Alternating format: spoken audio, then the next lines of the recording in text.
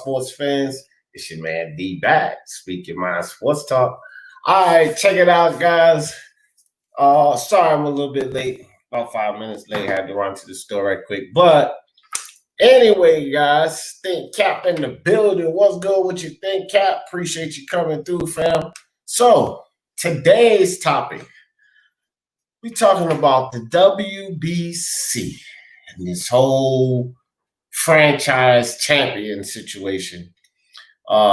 You know, Gun Rights Mafia in the building. What's good with you, fam?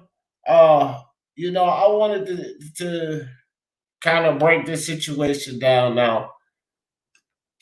It's very possible, but that Deontay Wilder turned it down. People got to remember this too. When Deontay Wilder had the WBC belt, he said he wasn't going to accept that title, that franchise title, right? But now Bob Arum's talking about Tyson Fury potentially becoming the franchise champion. So this means the whole idea of the franchise belt concerning the WBC moves to the heavyweight division now. Now, that could derail 4-belt undisputed for sure. So that's what we're going to talk about today. Mauricio Sulaiman, Bob Arum, snakes at work behind the scene. That's why I put that thumbnail up for these two. So that's what we're going to talk about. Sorry, guys, feedback. Y'all know how I feel about Bob Arum and most promoters, and you know, not to pick at Bob Arum because I give that heat equally to all of these promoters. I don't really pick at one. I just say it's in their job description to do this, but we do know that Bob Arum will definitely delay fights, and he might be trying to delay this one. Gun Rights said, Bob shaking my hand here. Oh, okay. Hey, champ. You know what? I'm glad you said something because, bro, I've been so busy. I totally forgot. But look, when did the first fight start? Because I am trying to get my picks in, bro. I have to do it after this live, though.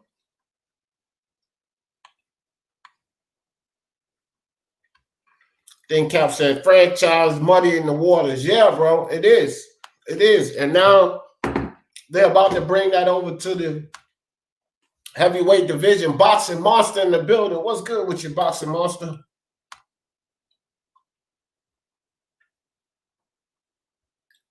Oh, okay, yeah. I'll have them in way before then, champ. That's cool. That's cool. So anyway, guys, I do have the link in the chat. We put the link back in the chat. As you guys know, 4 people on the panel. That's for anybody who want to join the panel today. So there's going to be a lot of heat behind that. Mob, what's good with you, fam? Gun Rights, what's up, bro? What's up with it, bro? Same old, man. We're going to talk about this. It start at 6. The first one start at 6. Yeah, it's the Lopez, and I forgot the other dude's name. But yeah, I'm about to go to the casino right now. It depends on what fights Champ got on the card. That's for the prediction league. He was telling me to send my picks in. Yeah. The first one started at 6 and 6 Pacific time, and then the second 2 fight started at 7. You in the prediction league? Nah, I don't even know nothing about that, bro. Oh, yeah, that's what I'm telling you. It's for that. That's what I'm saying. The first fight might start at that time, but I don't know what Champ has on our card for our league. Oh, okay. On our card might not be until 7. Yeah, you were supposed to send me all the info. You feel me? Man, Champ Ross and me put it in here every time. Champ, drop the info for Gun Rights. It's on Facebook, and you can hit Champ up by email, but he can already drop it in there for you, Gun Rights. Oh, okay, for sure. And everybody else who want to get in this prediction league and get spanked up by D. Jefferson. That's what I do. Yeah. But Boxing Monster says the franchise champ has the recent best resume in boxing. Think on that. Who's Canelo and Lomachenko or Canelo. Yeah, well. Have you ever looked at it like this though? It Actually worked out good. Undisputed, Monster. What'd you say? Gun rights. I said it actually worked out good for Devin Haney because he really only got whoever come out of the Lopez and Lomachenko fight. He would only have to fight one of them in order to get all 4 belts. So it's an easier role for him. On paper, it might look bad because he didn't actually be the champ to get the belt. But as far as the road to getting all the belts, he got an easier road because he only got to fight like one fight and then fight that winner of that fight. So are you in favor of this franchise belt gun rights or no? Nah, I'm not in favor of the franchise belt. I'm just saying the situation, the way that it played out for Haney, it actually worked good for him because he didn't have to fight Loma to get the belt, and he won't have to go through a long road in order to get undisputed. You know, if he comes out of his next fight versus Luke Campbell or whoever they put him in the ring with. But the franchise, I just believe that the president, he was just doing too much stuttering and double talking when they was asking him about the franchise belt and how did Lomachenko receive it. Just did too much double talking for me. Well, things are still not clear about that. Chin Smoke in the building. What's up? Boxing Monster said Wilder doesn't make the best decisions in boxing. He also turned down 120 million. Even still, Sulaiman was protecting Wilder and the WBC and the whole narrative at that time. If Wilder didn't come out and say he wasn't going to take that, they would have offered it to him, Boxing Monster. Trust and believe. But he already denounced it before they even offered it to him. That would have been clear and perfect protection for Wilder. It would have been perfect for the PBC situation because he wouldn't have been forced to fight Dillian White or anybody else, which is why they get ready to make Fury franchise champion because Dillian White is starting to put the heat on, and he has every right to. And that's pretty much what's going on. With that, Jose Yepes in the building. What's good with you, fam? All right, there you go, Gun Rights. Email me at champez22@yahoo.com. Or you could join the Facebook. Just go on there. With the like you in. Okay, I got you. Yeah.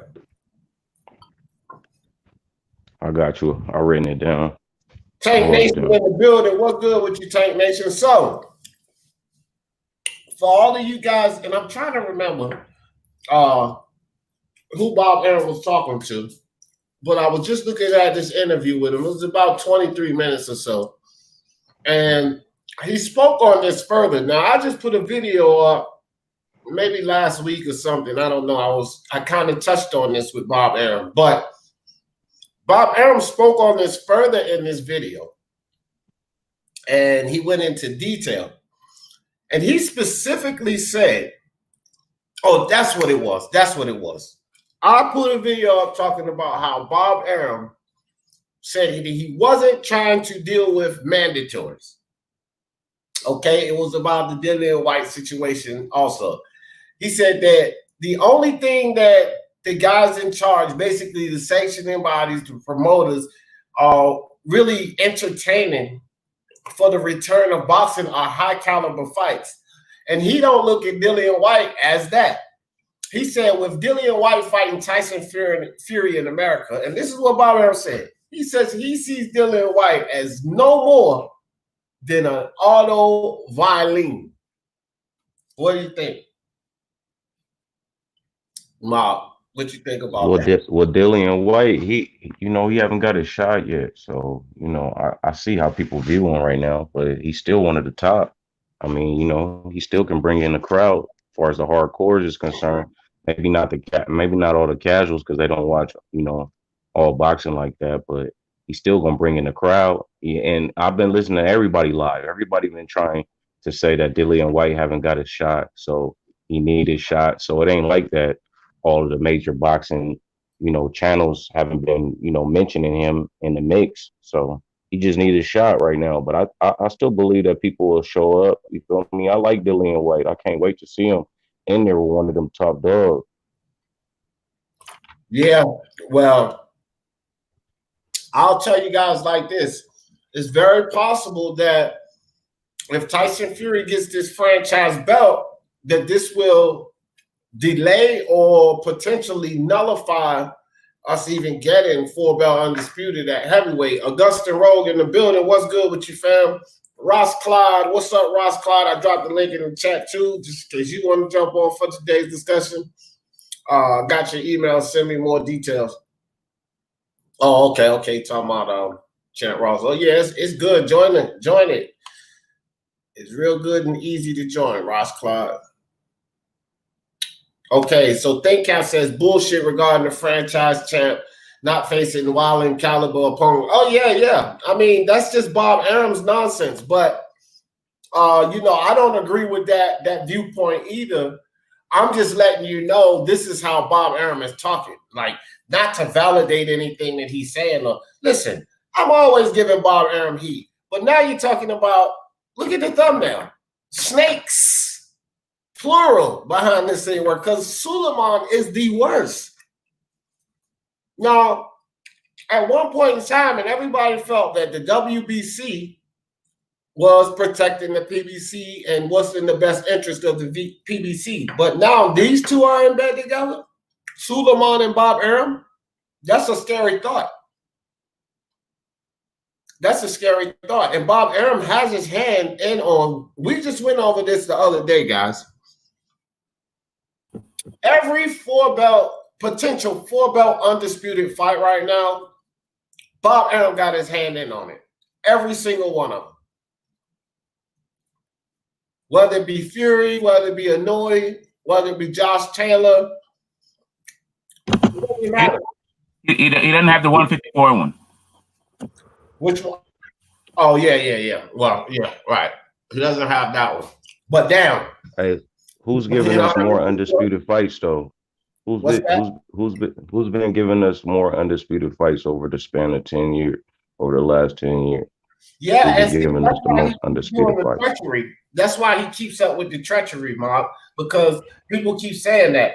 Unbiased and I used to go back and forth about that a lot. But Unbiased, he's come to the revelation that, like, Bob is a terrible motherfucker, bro.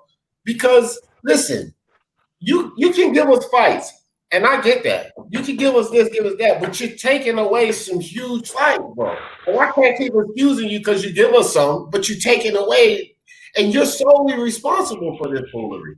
But now he's what fights haven't he not given you in the last 4 years? What fights haven't he not given you that you've been asking for personally?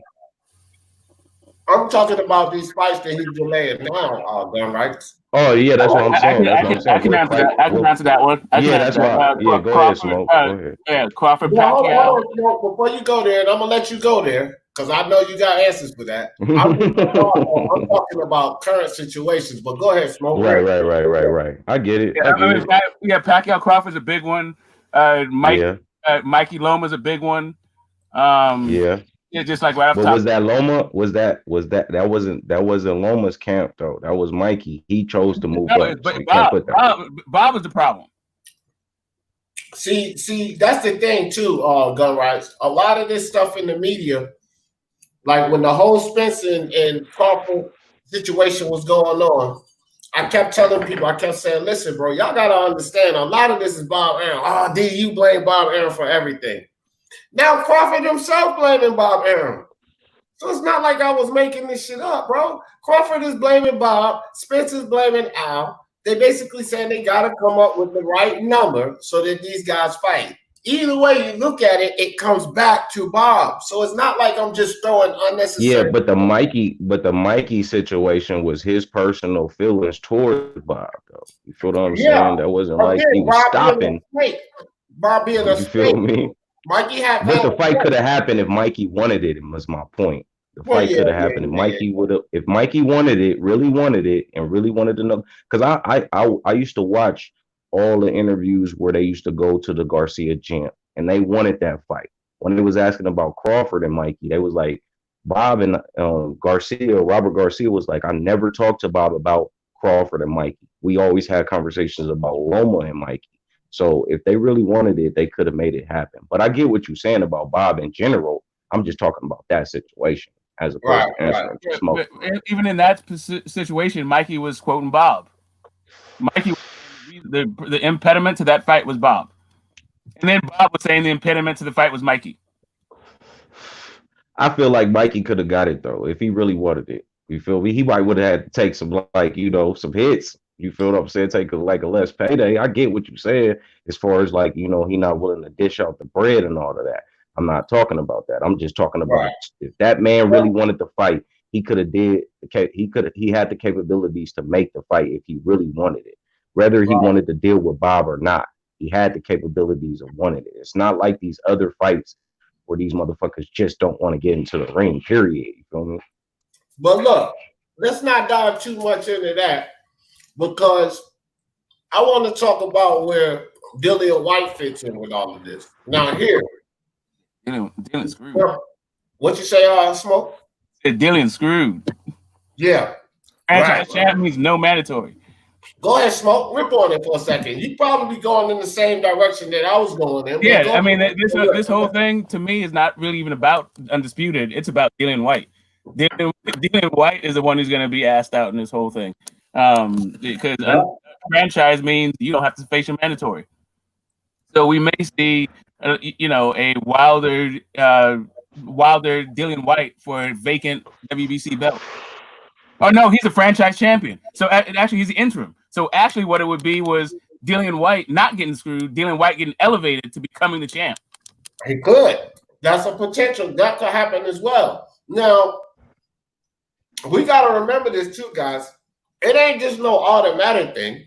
Sulaiman still has to order it, or he can see, like, he can just gift wrap him and email him the belt like he did with Charlo and Devin Haney, or he could demand that he fight somebody for the belt, a vacant title match. You know what I mean? He doesn't have to give it to him. So people don't act like that this is something that has to happen because he holds that interim. Yeah, no, it would be. Who would Dillian be fighting? Who would Dillian be fighting? Yeah, if it's like Charlo, if it's like Charlo and Devin Haney situation, it would be Dillian White getting elevated and then Wilder fighting an eliminator to become mandatory, right? Right. Well, see, gun rights. This is the idea. So the reason is, and how Dillian would get screwed is if Fury beats Wilder, then he goes on, because if he beats Wilder, then he goes on for 4-belt versus AJ. Dillian gets screwed because he has to wait again. So the idea would be that Wilder had lost, but Wilder would have yet another chance to get his WBC belt back, and then that would be a fight for Dillian White too. Like, Sulaiman could demand that they fight for the vacant, is what I'm saying. Or Dillian versus somebody else. Well, we all know that unifications trump mandatory. So regardless how you look at that situation after the Wilder fight, you know, everybody gonna be pressing for that AJ fight. But Dillian's already been mandated, and they said that he has to have the fight in 2021. So they basically making. Yeah, sorry. Go ahead, Mob. Go ahead, Smoke. Go ahead. No, I was just saying it may be a shot at that Bob is sending towards Eddie and to Dillian White. You know, we don't have to fight you. We have other ways of making sure that this fight happens. The big money fight. Yeah, Think Cap said undisputed at heavyweight ain't happening. I don't think for several more years at least. Could be, man. If the franchise champion situation get mixed up at the heavyweight division, man, that thing's getting kicked back and delayed, is my opinion. But it can also cause some other rifts. And right now, like, just being on the Dillian White situation, I think Dillian White, it could be a gift or a curse for him. Johnny Boy, what's up with you, Johnny Boy? Nothing. Doing some chores at Papa's crib. All right. How's he doing anyway? He's doing all right? Yeah, he good. That's good. what I gotta fix a couple of closet doors and mow his grass and all that shit. He got me working like the little boy on Boys in the Hood over here. Get your ass. So I will say this: it's like a gift and a curse for Dillian White. Shout out to Ring IQ; he made a good point. Like, and Smoke just said it too.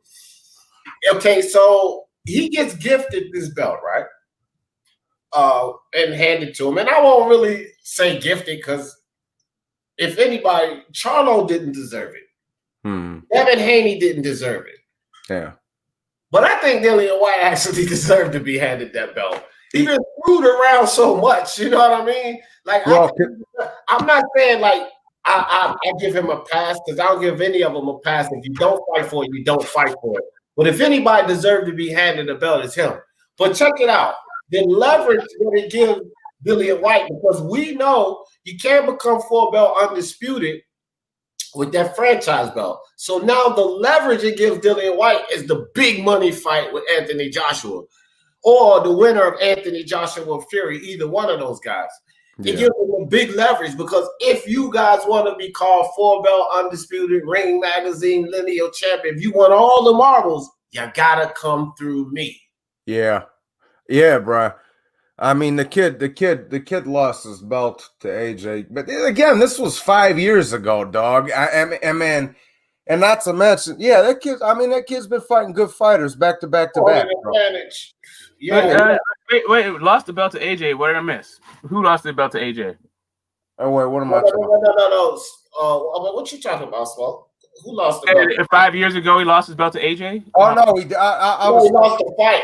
Oh yeah, I meant lost the fight. But anyways, yeah, bro, he been through the ringer, bro. He fighting Chisora and Parker and Rivas and all this shit back to back. Them is all. Well, I don't know if Chisora's in the top 10, but close. But you know, fucking top 10, top 15 guys back to back to back. He been waiting in line for a shot, and especially if he gets past Povetkin, somebody's got to come see that man. Yeah. You know what I'm saying? So yeah. I mean, hold on, Smoke. Yeah, go ahead. I like Usyk and all this shit. I like Usyk and all this shit, but bro, if that man gets past Povetkin, you got to give him his crack before Usyk gets it, bro. You know what I'm saying? That's just my 2 cents. Well, see, that's the thing, and that's where it starts with all of this nonsense start kicking in, because that's another situation we have to look at with all of these belts floating around. Mandatory situations are going to start kicking in. And one thing we know, I say Joshua was doing the right thing by fighting Kubrat Pulev, because the guys that will strip you for sure is the IBF. So he's getting that out the way, and he'll have that satisfied. Now, the rest of these sanctioning bodies, they can pay off to hold off mandatories and everything. And I think Bob Arum may have, and I don't know if you guys know this, but another thing that Bob Arum said in this interview, boxing finesse in the building. What's good with you, fam? Appreciate you coming through. What up, finesse? Leonard Ellaby's nose in the building. What's up? Yeah, bro, I love that dude, bro. Shiz Biz, what's good with you, Shiz Biz? Appreciate you coming through, fam. I'm biased boxing talk in the building. What's up with you? Raider from LA, what's up, my man? So look, this is something else that Bob Arum said in this interview, guys. He said that he personally partitioned Mauricio Sulaiman to put off the mandatory for a freaking year, guys. I'm like, oh my God. So he don't want Dillian White in the picture at all. And Bob Arum's argument is like, look, none of us suspected a world pandemic. And because it's unfortunate, I understand it's unfortunate for Dillian White's situation. But again, we need to worry about high-profile fights because boxing has suffered, and we need to bring boxing back. And we only need to do that with high-profile fights. We don't need to worry about this mandatory or any mandatories right now. And they need to push them all back for a year since boxing got pushed back. Now, Bob Arum has a valid point. I'm going to start with gun rights. What you think about that,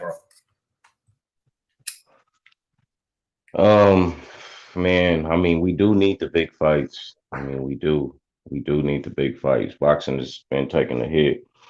But, I mean, you already know, man, it's going to be a lot of ups and downs with this, trying to get it back to get it back to where it was, you know, with everything going on. It's just not the COVID shit. Now we got the protest and shit going on. So it's a lot going on to where you're gonna have to iron out a lot of shit, because you got to think, bro. You can't be having fans trying to show up for fights, and you got 1,000 motherfuckers out in the middle of the street, and motherfuckers is tripping. So I just be thinking about all of that. And like I said, when I went out there the other day, it just don't look good as far as trying to have an event out there with everything going on. But if anybody can get through it, I mean, it's gonna be Bob. He been in this situation before. I mean, he was still promoting when Roddy King riots was happening, when there was a lot of other shit going on. So I mean, he can get us through this. You feel what I'm saying? So to watch riots. Yeah, I mean, you know, he was promoting back then. So I mean, you know, he been putting on fights for a long time. So if anybody can weather the storm, it's Bob. But I mean, I don't like all of his tactics, but I mean, you know, right now. I got a question. Hey, MOB, bro. What's good? What's good with you? What's up with it, John? Shit. How old was you when them LA riots was going on back in the days, dog? I was just curious. Shit, I was about, let's see, I was born in 84. 5, 6, 7, 8, 9, 10, 11, 12. So he was like probably 10. like about 8. Yeah, about 8. Like 9, 8 or 9, something like that. You feel me? Yeah, so you can remember that shit. Nigga, I was studying it back then, man. I was 22 years old for the LA riots. Like, I know people actually rioting in the neighborhood, all that. You know. Yeah, no, I was just wondering. That's all. And remind you, I'm 45 minutes away from where that was. Where I'm from, 45 minutes away, so it affected us too. Remember, they sent Stacey Coon to Riverside in the IE, where they got him out of the motherfucking halfway house, and they were trying to kill his ass. So I know about all that. That was the Rubidoux crib. So trust and believe, I was around. Yeah, I didn't mean to go. Anyway, I don't want to get too far off topic, but real quick, Raider from LA, he said, "What's up? Just watching playback." If y'all didn't see that live, that was a fire live on Bias. I watched a lot of it when I was working on the video this morning too on Bias, which I'm still working on that video. But y'all check that out, man. That's a fire live. But Raider, I see you backstage, but you know it's a full maximum. So Johnny Boy. Oh, go ahead. I'll let Raider get his little shine in. That's my boy. All right, jump off so Raider can jump on. Come on, Raider, come on in. All right, Mom. Till next time, man. All right. I'm gonna put the link back in for you, Raider. But Johnny Boy, go ahead. What do you think about that? I don't know if you remember, because we got off trail there. My bad, bro. Well, Smoke, you want to go? I'll go. Let's smoke. This is because it's two things. One, I think Bob has an excellent point, and two, just the idea of it just occurred to me. What is elevating Fury to franchise champ, and then Dillian White becoming the WBC champ? How does that, how do you figure out undisputed from there?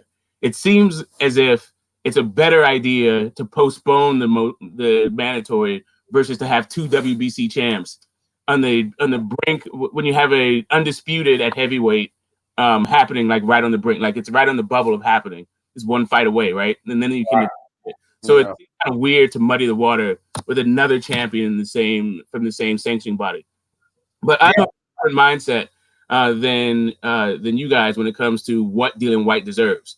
I think Dillian White had his opportunities to become mandatory, and he went for UK pay-per-view instead. I think he's had his his shot at even becoming a champion, and he turned it down for more favorable terms, right? So the idea that Dillian White like boxing or the WBC or me as a fan owes something to Dillian White made his decisions and has profited handsomely from his decisions. So I'm not really crying tears for Dillian White privilege. Well, and smoke. But hold on, right quick. Hold on. Before we push the conversation into Dillian White, and that's what I try to keep these discussions away from. That's another argument, Smoke. I'm just talking about the mandatory. As far as pushing the mandatory back versus. Smoke, hear me out, bro. That's another argument, and actually, at some levels, I agree with that. So just hear me out. My point is I like to keep things in context of the discussion. It's more or less how this franchise championship is going to disrupt everything we got going in the heavyweight division, how close we are to the 4-belt undisputed and so forth. Not really to argue about Dillian White. He plays into this because he's putting the heat on the WBC for his, you know what I mean, his shot. Okay. Yeah. No, I was just saying, there's an argument there whether he deserves it or not, because I agree, and I've said it before that, you know, let's not forget that Dillian White has blown some opportunities in the past, but still now he's in this situation, and the problem before was they did not mandate him. Remember, that was the biggest argument. He was #1 contender, even though he was #1 contender for all these years. They did not mandate him, which was the issue before. Well, he's mandated now, so we can't sit there and brag about whether he deserved it or not. How is this franchise championship and everything that is implemented behind it going to disrupt everything? So I want to keep it in context with that. You feel me? Yeah, that's what I was saying. I was saying that another, like, elevating him is too muddying the water. But so it's a better idea is to postpone his mandatory shot, and then that's into the whether or not he deserves it to have it in February, or should it be just postponed? Everybody is suffering from COVID, right? It's not Dillian White. So fine, Dillian White finds himself in the position that he finds himself, but he also created the circumstances for him to find himself in the position that he finds. Right. And that's what Bob Arum, like what Bob Arum was saying. So you kind of agree with Bob Arum in this. Yeah, I'm saying yes, postpone his mandatory shot for thing specifically for him, and not, and I feel but it's a better option than elevation and becoming franchise champion. All right, well, and Smoke, Bob, real quick, Johnny Boy, and I'm gonna let you go, but you gotta understand, Smoke, that Bob's petition is to all mandatories for the next year. Because he has, again, like I said earlier, and the reason I mentioned it, Bob Arum has his hand in on so many 4-belt undisputed fights. So he ain't trying to go through this for Dillian White, then go through it again for another fighter, then go through it again for another fighter. You understand what I'm saying, Smoke? So he's no, I get it. I don't want to make it so much about Dillian White and the franchise belt more per se, because Bob is after an agenda that it's going to disrupt the heavyweight division, but it's more about the franchise situation. Yeah, but that's a smoke signal, though. Because let's let Johnny Boy. Go ahead, Johnny Boy. No, I was just real quickly. I was just gonna say no. Here. I do agree that somebody needs to give Dillian White his shot down the line. I'm just clarifying this. But the number one fucking priority should be undisputed, hands down. No franchise, not title, no Dillian White, none of that, bro. The number one priority should be undisputed. Now, fine, AJ, go take care of Pulev, whatever. Fury wants to go knock the fuck out of Wilder for a third time, whatever. Go take care of that. Then everybody's focus should be on undisputed. Matchroom, Top Rank, Fury, AJ, and Dillian White, and Usyk, and all these other kids can wait their turn. Number one priority is undisputed. Real talk. That's what Bob is saying. So you agree with Bob. Raider from LA in the building. What's good with you, Raider? How you doing today, bro? Hey, good morning, guys. What's cracking? What's up? What's up, Vato? Hey, so what you think? You pretty much caught up to speed on where we at, Raider? Yeah, but I didn't get the question. What was the question? All right, so check it out. So Bob Arum just recently partitioned. Okay, first let me fill you in what the topic today is about, how the WBC is going to cause ripples in the heavyweight division. You understand what I'm saying? As far as us getting this 4-belt undisputed and everything. But right now we're up to the point where Bob Arum has petitioned Mauricio Sulaiman to hold back mandatories for a year.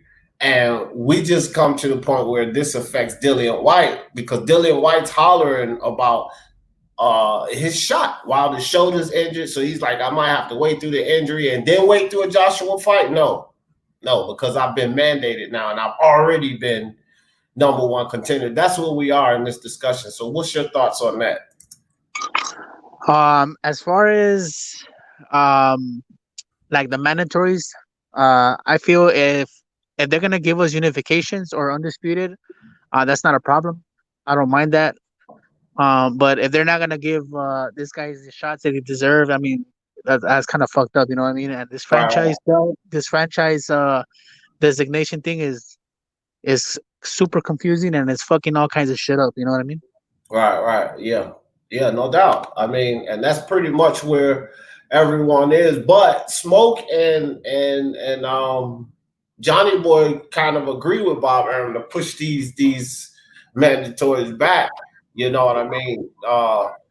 Yeah, for sure. I mean, if you can push them back for unifications or undisputed, yeah. But if you're just pushing them back just to get voluntaries and fight all these fucking cheap ass fights, then nah. Yeah, but you're getting a fine line with that. You know, that's where the argument is going to start. You can't be pushing them back for this and then they'll push them back for my guy and so forth. That's why Bob, I believe, partition. And as I said before, too, he has his hand in on so many 4-belt undisputeds. I believe that has another reason to do with why he partitioned to just have the mandatories altogether pushed back. And we can get into that game, whether it's for 4-belt undisputed, whether it's for unification, but he doesn't want to have to deal with mandatories, period. Yeah. I think his trying to push all mandatories back is a straw man argument for him masking his move at the heavyweight division, because everybody already knows Trump, mandatory unifications, Trump mandatories. Right. Worry about any of that stuff when it comes to the undisputed. Except with the IBF. Right. We'll say what they said, but this is about the WBC, right? So it's teaching the WBC.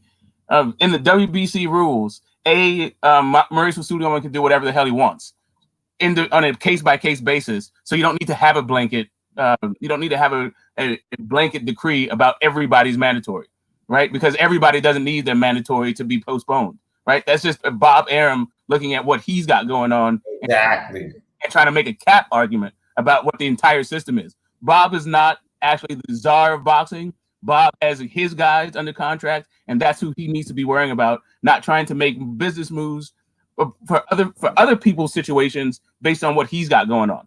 Right. And see, and that's the thing, and that's why we have these discussions, because we can look at it in certain situations. And so, like, a lot of Dillian White fans, let me get some shout outs right quick. I see some other people step up in the building. My man Samuel Shaw in the building. Angel Santos, I hollered at you. What's up, Angel Santos? Mangrow in the building. What's up with you, Mangrow? Appreciate you coming through. My man Justin Trouble up in the building. What's good, Justin Trouble? So we can sit back and we can holler about Bob Arum and his motives, but man, this thing caused ripples at many levels, and you got to look at this thing from more perspectives than one. Like, a lot of Dillian White's fans will immediately say, "Yeah, that's right." No delay in the fights. But then you look at it in other situations, and it makes perfect sense to delay the mandatory. But you got to analyze things in all different perspectives, and that's what these discussions help bring out. A lot of different perspectives. Smoke makes a good argument, or he just gives a valid perspective on that. I want to ask you guys this: when it comes to Anthony Joshua and this franchise championship, the effects are massive on him as well, because all of everything that Bob Arum and Eddie Hearn and all of these guys doing is solely for the fact that 4-belt undisputed. Well, this derails Anthony Joshua and everything he's doing. He's fighting to keep all of those belts together, satisfy the IBF mandatory. Well, if Fury gets that franchise belt again, how does that help AJ accomplish 4-belt undisputed? Because that's priority on his list, and he's made that plain that he wants to do that because that will help consider him the greatest British heavyweight of all time. LA, what do you think about that? The effects that this has on Anthony Joshua? Well, the thing that we have to find out first is if what's going to happen with the Teo and fucking Loma. If Teo wins, is he going to become undisputed or not? We don't know yet. We know that other sanctioning bodies are not recognizing that franchise, but Sulaiman says that it is. So until we see what happens, say like with Teo, because think about this: if if Tyson Fury has that franchise, right, and they fight with Joshua, Joshua wins, but who has a WBC title? Can he have both? Or I mean, how does that work? What's going to happen with the WBC belt then? If you're a franchise champion, can you have the belt too, or no? Or you have to automatically give it to somebody else? You automatically give it to someone else, and Dillian White is the interim. Yeah. So what's going to happen with that then? Yeah, that franchise shit is that's why I hate the WBC the most out of these fucking groups. Like the IBF, I don't mind, man. The IBF, I don't mind, bro. But they got to quit pushing these bullshit ass mandatories. If you go enforce a mandatory like that, you better make that shit somebody legit, not 40-year-old Pulev, not fucking Carlos Ocampo, get this goofy shit out of here. If you're gonna be pushing these mandatories, make it somebody solid at least. The fuck? I mean, think about this. What about if Fury is the franchise, Dillian White is the belt holder, he fights Joshua, Fury beats Joshua and has 3 belts, but I mean, is he going to be undisputed? Because Dillian White never fought anybody to get that belt, and Tyson did have it before, but now he has to go and fight. Now he has to fight Dillian White for the belt he had already and gave away. Yeah, well, here's the thing, bro. Here's the thing. The two most like realistic, undisputed fights that happen is AJ Fury and Josh Taylor and Jose Ramirez. That's because the reason for that being is because they're only one fight away from happening. Okay. Lomachenko and Teofimo, I'll leave that up. Whether it happens or not and all that other bullshit, and that's still, and if Teofimo wins, then he still might be another fight away from undisputed. You understand? And like an Noe Casimero, that's a unification fight, but if they end up fighting other people, that's 2 fights away because they'd have to fight a Noe Casimero and then the winner of Donaire Nubali, bro. So that's a couple of fights away. And I'm not saying if Loma goes in there and beats Teofimo, fine, but if Teofimo beats Lomachenko, then yeah, they're not going to call him undisputed for that, bro. It's fucked up, but that's the way it is. You know what I mean? So that's how it's going to go down. Yeah. And I'm one of the guys, I know Smoke and D disagree with this, but I'm one of the guys that think that shit's going to happen in September. So, and I can't wait. I can't wait. WBC, the king of belts. They got all kind of belts for you guys. Yeah, Smoke, what do you think, Smoke? Anthony Joshua, what do you think that means for Joshua?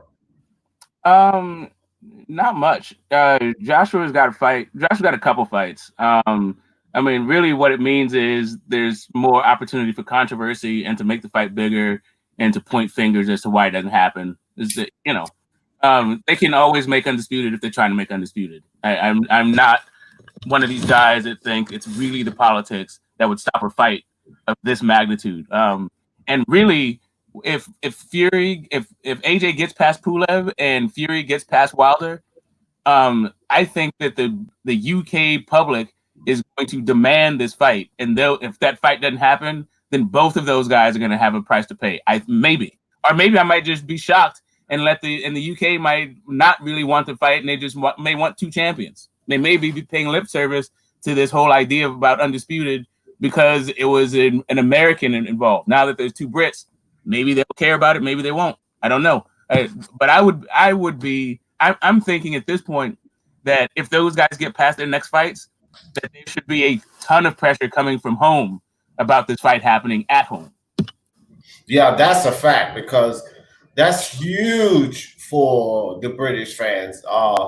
And, I just think that for Anthony Joshua and everything that he's been doing to accomplish these 4 belts, I think it's a blow if Fury gets elevated to franchise champion. I think it's a blow. I'm wondering too, like I haven't really heard anything from Fury, when the whole franchise situation came up, whatever the motives was behind it, Wilder came out and denounced the belt. So I'm not really concerned what the motives were behind it, but he came out and denounced the belt. They said, I'm not taking no franchise belt. One thing I haven't heard is, what Fury has to say about it. But Lomachenko came with the video and said that Mauricio Sulaiman, and Bob Arum worked that out. Next thing he know, he was being handed the franchise belt and didn't know anything about it. Which means that does Fury have a choice in this matter or not? And I'll start off with Raider. What do you think about that? Does Fury have a choice to accept this franchise belt or not? Because I'm not saying it's valid what Lomachenko said, but with Bob Arum coming out talking about this and talking about that, it kind of makes it seem like that they work behind, snakes at work behind the scene. What you think, Raider? Does Fury have a choice or no? Yeah, of course he has a choice. But Chat, what's up? I think Bob Arum will probably convince him to whatever is Bob Arum's convenience. Whatever benefits Bob Arum. So he'll probably convince him. If Bob Arum thinks it's a good idea, then he's gonna convince Fury. I don't see, as a fighter, why would you turn that down? You know what I mean? Like if they can give you a franchise designation and you can become a champion, and they could basically never take that away from you, even if you lose, it's not transferable. But according to Teofimo's dad, it is transferable. That Mauricio Sulaiman promised him, I guess. All he had to do was just petition. They don't accept that though. They don't validate that belt, so it has to be recognized, and they have not recognized it. At least that's what the word on the street is. Yeah, that's what I'm saying. We don't know what's gonna happen. You know what I mean? But he does have a choice. But Bob Arum's gonna do whatever benefits him, and he'll end up convincing him if they do want to do that. That's my team. Sulaiman's a fuck boy. But what do you think about it, Johnny boy? What do you think? Man, the WBC is the worst fucking sanctioned body of all time. I don't give a damn how long they've been around for. All right, they some crooked ass pencil neck motherfuckers sitting behind a desk snorting coke and making deals, son. Fuck the WBC. That's my thought. So Fury's choice in the matter or not. You think that they'll lay that belt on him without him being able to decide whether, you know what I mean? Oh, well, why don't they just bypass the white mandatory until we get this undisputed in there? Like, it's not, like I say, man, boxing's not rocket science. It's not nearly as complicated as people be thinking it is, dog. It's not, if white's the WBC mandatory, all you say is, well, white, you gotta hang on. We got undisputed to deal with right now, bro. That's all you gotta do, dog. It's not fucking, it ain't this complex ass political game like people be making it out to be. Bob, you got the fucking president of the WBC and the president of Top Rank, and Fury's a top ranked fighter, bro. They can work around that shit, bro. They can work around that shit. Yeah, I don't know how I got kicked out. I just got kicked out, but yeah, they could. Smoke. What do you think? Choice of the matter? You gonna get that thing thrown on him or what? Well, he can always pull a Riddick Bowe. Denouncing it is one thing, and if he knows he should be privy to what happened. He shouldn't be blindsided the way apparently Loma was, right? Loma's like, I didn't apply for it. I don't know what's going on, but Loma totally accepted it, right? So I'm assuming that Fury is more in the loop than Loma is, and he knows beforehand what's going to happen, and he can speak out one way or another. And if we can talk about it, if we know that it's a possibility, he should know it's a possibility. And now it's up to him to say, yeah, I'm down with this concept, or I'm not down with this concept. By the time it happens, it's too late. Now's the time for Fury to speak. It's on him. I'm not one to tell a guy what to do with his career. I just sit back and appreciate. For me, the politics of it is for entertainment purposes only. And just but really, I reserve my emotions for what happens in the ring. Yeah, I'm with you there, Smoke. That's what I always say, bro. D's heard me say it before, dog. The most important thing, aside all the boxing politics about who's got the fucking social media following, aside who's got the biggest fan base and all this meaningless shit, bro. The most important thing is what's going on in the ring, who you're fighting, and what you're doing. That's the most important thing.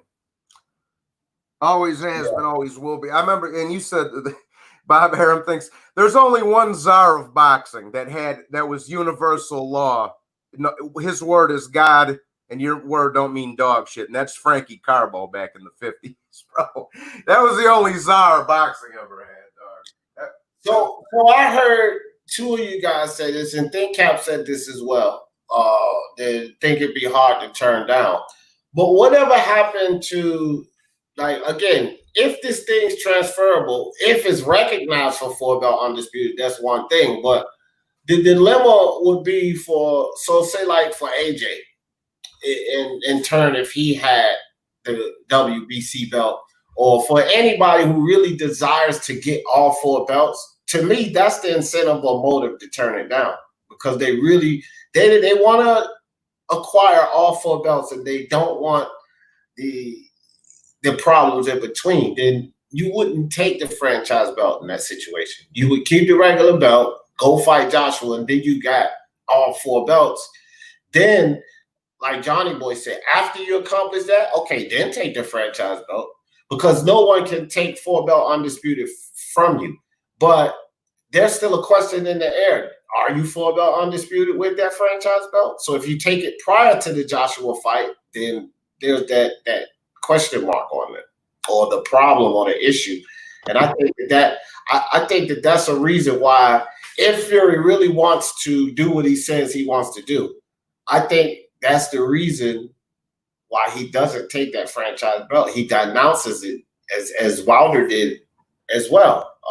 Black and Brown Boxing in the building. What's up with you, fam? Cat says, so franchise madness is through the WBC. Yeah, for sure. It's only the WBC in this bullshit, Cat. It's only the WBC with this. El Primo, what's up with you, fam? Go ahead, Smoke. Yeah, this is a little bit, I'm going to digress a little bit, but just an observation that I have. During the Klitschko, and this is not, I'm not putting this on the Klitschko's, I'm just going to talk about the era and what happened. During the Klitschko era, 2 things happened. You had brothers who were on top of the division, and you had the adding of another sanctioning body.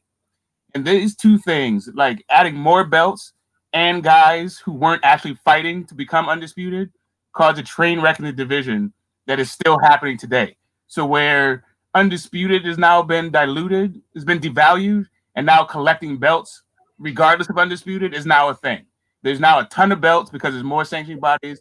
Guys now come up with reasons that they don't have to fight each other, and and now we are where we are. Just an observation.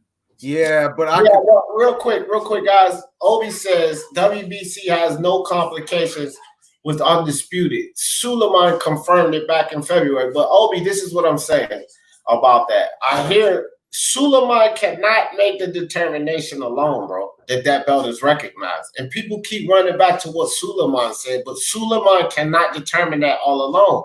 He can't. That belt has to be recognized by the other sanctioning bodies. He just can't say, hey, this belt is for 4-belt undisputed, and they don't agree with it, bro. They agree that that belt that Devin Haney has, the belt that Charlo has, those are the belts that they recognize for 4-belt undisputed, not this franchise belt, Obi. This is what's causing the problem in this whole situation. Sulaiman could say, yeah, the belt's transferable, but do the other sanctioning bodies say, okay, well, you can hand them the belt, but is it any more than the Mayan belt or the silver belt or the other freaking 20 belts you have? Because we don't recognize those for 4-belt undisputed, and we're not recognizing this one for 4-belt undisputed. And that's the problem. So we can't run to what Sulaiman said, because he can't determine that all alone. Yeah. I mean, it's how many of these guys we've seen from one belt away from undisputed, never getting it. Kovalev had it. Adonis didn't want to fight him, bro. Like, Triple G, fucking AJ and Wilder, bro. They could have been had undisputed, them 2 boys, bro. But they let that shit pass. They both got their ass beat, and they fucking left hundreds of millions of dollars on the table, bro. That's what it is. If they weren't playing, if Eddie Hearn and Heyman weren't playing grab ass with each other for fucking a year and a half over here, they could have been had undisputed, dog. They could have been solved that problem. But nah, They conned the fans, didn't give us the fight we wanted to see, and left hundreds of millions of dollars on the table for themselves in the process, bro. It could have been had undisputed 2 years ago. Straight up. What's up, Red Glove Militant in the building. AA Boxing and Blunts. Hold on, I just missed this comment. AA Boxing and Blunts in the building. He says, you need to ask to be franchise champion. Loma's team said they asked to be made franchise champion. Put that link up because I don't remember seeing his team saying they asked that. But if you ask to be made franchise champion, then it will get shat on. Yeah. If you request it, I wouldn't disagree with that, A Boxing and Blunts. But I've not read anywhere that his team requested that. I have read, and Bob Arum pretty much confirmed today that he was working with Sulaiman behind the scenes to get that done. And I believe Oscar was too. I really do. Because listen, man, Bob Arum already said that he's against. This is something else that, see, guys, I go on a lot of the things Bob Arum says. When it comes to money, I believe him because he's already come out and say he detests unifications, all unifications. Now y'all talking about 4-belt unification? Bob ain't really for that, bro. He doesn't really support that. So something like a franchise belt would be right down Bob's alley concerning his money because he don't like to have to deal with all of these issues when he's trying to make money. See? So, like, it just gives validity. We don't know. At the end of the day, we don't know whether these fighters themselves say, yeah, give me that franchise belt, or whether it's something that their teams, Bob Arum, Sulaiman worked out behind the scenes. And then just, my thing is not really force it because I get what you guys say. There's always a choice in the matter. But either you take this, you give them basically two options. So you take this franchise belt and things will be this way for you, or you don't take it and then things will be this way for you. Well, you can guarantee not taking it, and that fighter's best interest himself is going to be very unbeneficial for him. It ain't going to work out for him not taking that belt. And I think that that's how they lay it on the table when they bring it to the fighter's attention. But while they're all talking behind the scenes, they're working without the fighter's knowledge. You know, I'm not even too sure. Like I said, I've never seen his team say that. You know what I mean? So I don't think that the fighters have knowledge, and then they make the deal. They say, okay, this is what we're going to do. Let's go talk to the fighter. Then they go talk to the fighter, and they lay two plans on the table to him. And plan A is always going to supersede plan B. It's going to be very, very beneficial where plan B is going to fucking suck. And plan B is going to be keeping the WBC belt. And I think that that's the problem. I think that's part of the issue. Anyway, Raider, what you think about that? Come back to me. Smoke. Yeah. So the WBC and its mandatory situation, especially at the heavyweight division, has just been like crazy for the last 5 years or so. Like implementing VADA into the WBC has been a absolute nightmare as far as organization and people understanding what's going on in the division. It's just been a chaos bomb. So the idea that mandatories need to fighters earn their position and they pay sanctioning fees. And so when you tell them that they've done what they needed to do in order to earn their position, then there's something to be said for honoring your word. But when you pay your dues to the WBC, you know that you're paying your dues to an organization where the president can do whatever the hell he wants and say it's for the good of boxing. Right. John Daly in the building. John Daly, undisputed means no disputes. And no other champion, Dillian White, will be a champion to dispute whoever wins between Fury and AJ. And that's a valid statement, bro. Like, undisputed, how can you have a dispute if it's undisputed? Like, you know what I mean? Like, just the idea of the whole thing. Like, it puts a dispute in there. So how can we call them undisputed? But go ahead, Johnny boy, you was about to say something. Raider, what are you guys fixing coffee? Yeah, what's up? What was the question? Well, it was just concerning. Well, let me get to this comment right quick from Odie. Chances are the other comms copy the format once things are settled. Yeah. Yes and no, because like, all right. And if you're talking about the other commissions by comms, I don't like. They're not. They all have their own separate BS with them. It's so I don't think that like they all follow suit, and the difficulties that the WBC are facing with it. This is not something that's working out peachy cream. So this is not something you want to jump on the bandwagon with. You know what I mean? So yeah, if it's something that makes a lot of money and it works out pretty smoothly, yeah, they'll follow suit. But it's only really the WBA and the WBC with this nonsense in 5 and 6 different belts, bro. And all the sanctioning bodies, and they're not adapting to that. Yeah. I was just gonna say that. I was just real quick. I was just gonna say the same thing. The IBF and the WBO don't pull that shit, dog. It's the WBA and the WBC with all of these multiple belts. And you can say whatever you want. Oh, they've been around since fucking Moses. It's original. Yeah. Yeah, the WBC. Bro, you can say, oh, that shit was around since Noah built the ark and blah blah blah blah blah. But the fact of the matter is, that's 100 years ago, bro. They suck now, both of them. Right. Scott Brown says, "What's up to you, too, Scott Brown?" He says, "You got to marinate every good fight for at least 2 years." Well, some of these fights last 2 years, Scott Brown. That's bullshit. And I don't. I was about to say that too, and I don't believe that you have to marinate fights for 2 years. Because here's the thing: you marinate fights for 2 years, and people lose, and things like that happen. Then the fight, the allure in that fight dies out. You have fans are screaming for a fight. Give it to them, bro. They will pay. I don't understand this whole concept of having to marinate fight. When the fans are screaming for a fight, they're gonna pay at that time. Exactly. But marinating a fight, you put all of these changes. Wilder just got his ass knocked out. Now, on Wilder's team, on his side, huge loss because now he will never get that mega fight. Now it's Fury's chance and his team chance to get that mega fight with Joshua. But that's what happens when you freaking marinate fights. Exactly. You potentially lose the chance of the fight, bro. Yo, hold on. Wilder had a mega fight. One at a time. Go ahead, Johnny, then Smoke. Yeah. LA what I was gonna say is fuck all. No, I was gonna say something too.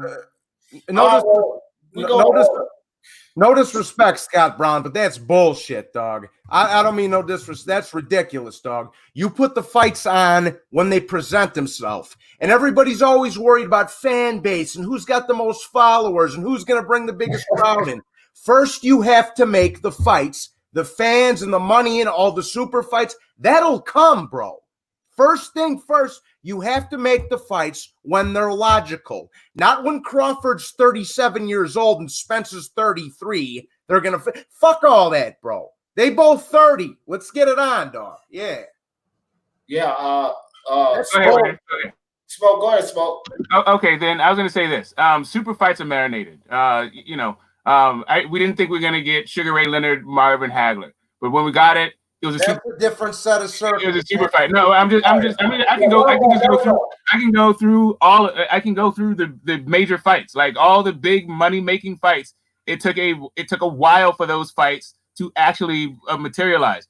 Let's just leave AJ Klitschko out of it for a second, just because they have a different system over there, and AJ is working out of a different system. But through boxing history, when it comes to these huge fights, these huge big money fights, they don't have, like, even the first Wilder Fury took years since it was supposed to happen to when it actually did happen. Yeah, that's true. Raider, what was you going to say on that, bro? No, I'm saying, the fucking marinating fights is fucking retarded. I mean, we lost the Joshua Wilder, and then we almost lost Spence and Crawford. Spence almost could have died. Right.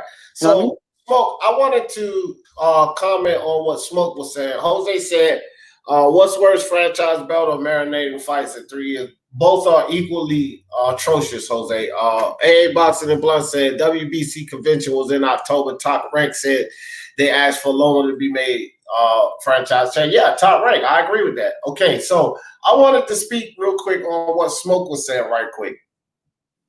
Smoke, that's true. When you go back and you look at fights that's been marinated in the fights you name, here's the difference. And the era always has to play a part in that. And I have to say this. But here's the difference with those fights that was marinated back then. In my opinion, this is just opinionated. Those guys in between of the marination were fighting good fights, bro. They were fighting tough opponents in between these fights being marinated, for the most part. Not all of them, but for the most part, still exciting fights, good fights, fights that we wanted to see. Nowadays, these motherfuckers, pardon me, I need to calm down. But nowadays, they're not doing anything. Yeah. They're not fighting the good fights in between this marination. Now, if both fighters are fighting, valid opponents in between these marinated fights, instead of we keep getting these stories about him ducking this guy, and then fight some freaking off-the-wall mandatory or some Abdu Lev or Santiago and stuff like that, then the allure and the risk, to me, is not worth marinating that fight. These guys are still fighting valid opponents. They're fighting rough. They're defending well. And then we get to that fight, like what happened back in the day with a lot of these fighters. Then, okay, I say I understand the marination, but we're not getting those exciting fights. D, let me just add to that by this, okay? If for something like Undisputed, if you wanted to marinate it a little bit, that's one thing. Shit like Spence and Danny Garcia, that don't need no fucking marination. Shit like Caleb Plant and David Benavidez, that don't need no fucking marination, bro. Are you serious right now? And PBC and Espinoza already said, we're not thinking about putting that fight on for the next year and a half or whatever. Like, why? Why? It's a unification fight. Both guys are in the same weight class. Why would you possibly need to marinate David Benavidez and fucking Caleb Plant, bro? None of that. See, if, like I say, if you want to, okay, let's go back. I mean, let me take you back in time first. Duran, Ray Leonard, the brawl in Montreal, that didn't need no fucking marination. Duran moved up in weight. Duran moved up, and that was a huge fight. Duran moved up in weight, Sugar Ray Leonard got $10 million. You know how much Roberto Duran got? 1.5. Did Duran bitch about his cut of the money? No. Did they complain about his fan base? No. Meldrick Taylor Chavez. That didn't need no fucking marination. Both guys looked like they had the goods. Let's make it happen. Fucking Barrera Morales. Both guys got the goods. Let's make it happen. We didn't stall it for 4 fucking years until both guys got their ass beat until they decided to throw them in the ring with one another. I hate that bullshit, dog. Willie Williams. What's up, Willie Williams? Appreciate you coming through, fam. Yeah, Johnny boy, I hear you. And, that's the idea. But, again, when we cross the eras, guys, it's not like we have to say, okay, well, South Korea in the building. What's up, South Korea? Boxing is also a business. That's what I was getting ready to move into. When we cross into the different eras, business, the business of boxing, not only the way these guys were fighting and the level of competition, but the business of boxing just operated differently than it operates today. And we have to accept that that's how the business of boxing works. Not accept the nonsense that's going on, because I don't deal with the foolery. It's like, I feel like if you could do it, then you can do it now. If you could fight 4 or 5 times a year then, and they fought way more fights for way longer rounds, kill all that noise y'all talking about, get in the ring, you can do it now. But still, the business prevents some of these things from happening the way it happened in the past eras. So when we compare what used to happen to these past eras versus what's going on now and today, it's kind of hard. Like, we don't accept the foolery. I don't, Johnny Boy don't, Smoke don't, Raider don't, nobody in the town. We don't accept the foolishness, but we have to accept that things are being moved a lot differently than they were in the past. Absolutely. Yeah, the guys definitely in the past used to fight each other on the way up. And part of the thing it has changed now is that guys used to actually duck each other more. And I feel like this era, they use duck in order to marinate. Like, they're not actually ducking. They're just using that whole concept of duck to build a fight. Used to duck more back in the day. It pisses everybody off. It makes the actual marination process a lot more toxic and a lot more to deal with. Back in the day, let me answer this right quick, Johnny boy. Jose, stop it. Stop it. Don't make me put you up on the you idiot segment today, because that's just foolishness. D does not believe Crawford versus Spence shouldn't fight yet. I don't believe that. I don't even know where you get that from. I believe that should be the next fight after whoever he fights next. I think that they should fight. Prior to the accident, Jose, if you don't remember, which you should because you're always on this damn channel, but prior to the accident, after the Sean Porter fight, Jose, I put a video of Flaming Arrow Spence about not fighting Crawford. What are you talking about, Jose? Stop that nonsense. All right, go ahead, guys. I just wanted to kill the but I was saying, like, hey, how come these dudes have to marinate like fights? Like, I understand it's for money, but don't you think they'll make more money if they fight when the people want to fight and they can have rematch clauses? You have at least two big fights. Yeah, you know, I was talking about super fights. Let me shout out Willie Williams with the $19.99 $20 super chat. Appreciate you, Willie Williams. He says, salute Jefferson. Get this smoke, Johnny Boy Raider from LA. Speaking that boxing fire. We appreciate you, Willie Williams. Thank you, Willie. Thank you, Willie. Smoke. Hey, but don't you think a big fight is when everybody wants to see it, not just building a fight? No, I mean it depends. Like each one is different, right? So I don't like what Johnny Boy was saying. Like, why do you need to marinate Benavidez Plant? Right? There's not a bunch of guys at 168. You don't need to clean out the division. Any bigger. You can just make that fight, right? There's not. Right. And stuff like that. Yeah, I mean, when you make those kinds of fights, then the Canelo fights becomes bigger, right? You can get a super fight at 168. And it could be this is the beginning of the Plant Canelo marination process, right? Plant needs to fight Benavidez, clean out some guys. Maybe Canelo fights a couple of guys, and that's a fight that you start to build up and you start to make. But you need to fight the guys in between that to make the fight enticing, right? Yeah, but what I mean is like Spence and Crawford. Right, that shit don't need to be marinated. Like, what? I mean, they want to marinate it, but I mean, it doesn't need to be marinated. The reason why that particular fight needs to be marinated is because of the politics, because they're on two different networks, and both of those guys are integral to their network, to their organizations. Deal with the network. Those are two ratings drivers for their organizations. So you're not just going to leave Spence. You know, like you're just not going to abandon the Fox deal. If you're the PBC and go and have a fight at Top Rank, and the same thing goes for Crawford. So both need to come together. And real quick, Smoke. What's up, Iron Kong? Go ahead, Smoke. Yeah, and that idea that guys fighting each other, Spence actually is doing his part in fighting guys and making the fight more intriguing. It's Crawford that's slacking off in fighting guys, not Spence. All right, so let me say this. First and foremost, that is a constant argument, and it's an opinion.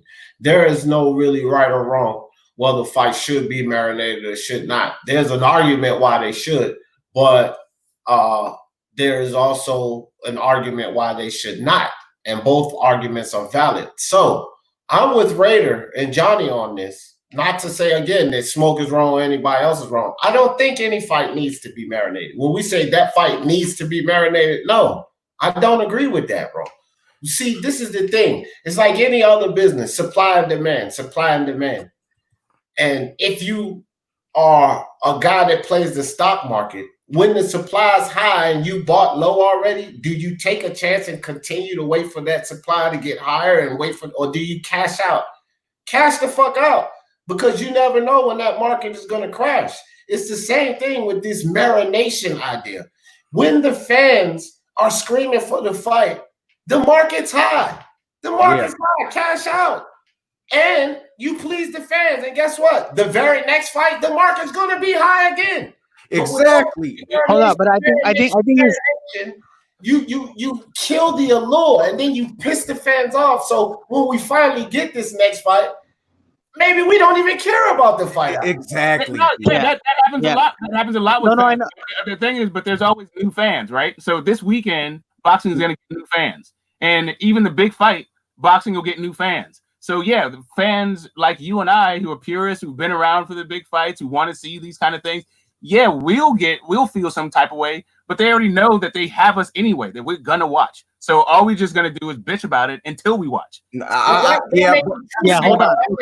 For my idea, that's why I say I don't feel like they need to be marinated. Again, there are valid reasons on both sides, but the way I look at it, I'm saying I don't think any fight needs to be marinated, because when the demand is high, I'm paying. Listen, I will pay. I swear, and I don't lie to you guys, because one year I spent $700-800 on freaking pay-per-views between UFC and boxing.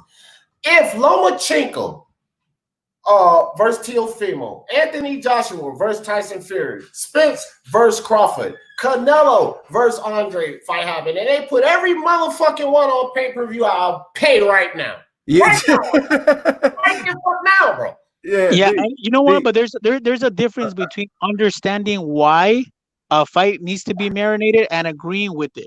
You know what I mean? Like agreeing, just because you understand, you understand. Oh yeah, this has to be marinated because in the Spence and Crawford, basically that it's gonna be split into two. So there's not much money to be made. We understand, but I mean, just because we understand doesn't mean we agree with that shit. You know what I mean? And can I add something? Hold on, Smoke. Then you smoke. Go ahead, Johnny. I was just gonna say, and that leads me back to what I was saying before, bro. Everybody's always talking about these little perks that they need to have in order to make the fight. The fan base, the money. Listen, bro, if you put the fights people on that people want to see on, the money, the fan base, all that other shit will come, bro. But you have to make the fights first, dog. That's the bottom line. All that marination and all that's bullshit, dog.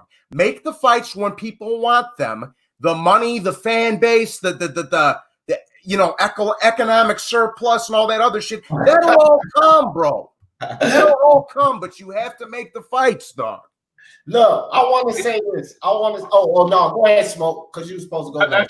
No, I was just gonna say, when it comes to Spence Crawford specifically, for me, as long as these guys fight in their primes, I'm good with it. If Spence, here's really what it is.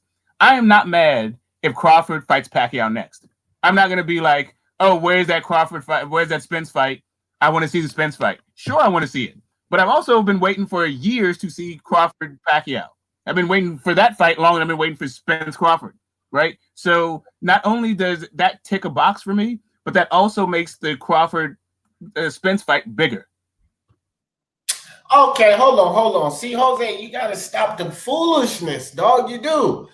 I said right now because Spence off this accident. That's just foolishness to see it right now, Jose. So if you're talking about when I said that, but I just said today, after he fights Danny, I want that fight next. I got to see how Spence chin hold up. I don't care what Spence say. I'm ready. I don't need to tune up. That's why I said right now, but not right now. This only the accident, Jose, is what changed the situation of why I don't want the fight exactly being next. If Spence never got into that accident, Jose, what you're saying is just not legitimate. Yeah, I said I don't want him to fight him right now. I'm talking about his very next fight. He's just coming off the accident. I don't even really want him to fight Danny Garcia right now. Jose, I say he should get in there with Maurice Lee, see how that chin look. But after the Danny Garcia fight, he's got to fight Crawford, bro. Like, it's got to be Crawford because he don't have too long at 147, and it's going to be time for him to start moving up, so messing around with that Crawford fight just is not in the best interest for Spence if he wants to clean out 147, and it damn sure ain't in the best interest of the fans. But Arrow, the true Spence says 2021. So I ain't gonna keep talking about that. Spence. Arrow Spence. Scott Brown says Heyman already let who is cross the street. He grandfathered into street crossing.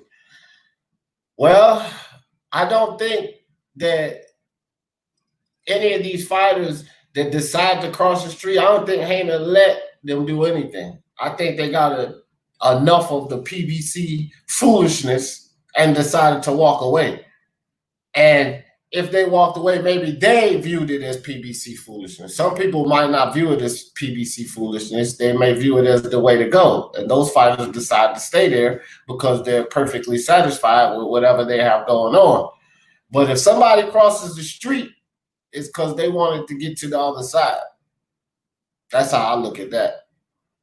And it ain't really nothing Al can do about it. He can offer them some more dreams. He can sell them some more wolf tickets. But guess what? They ain't buying no more. So they decided to get the hell out of Dodge.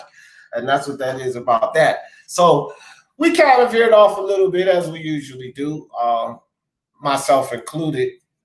But, guys, so with Sulaiman,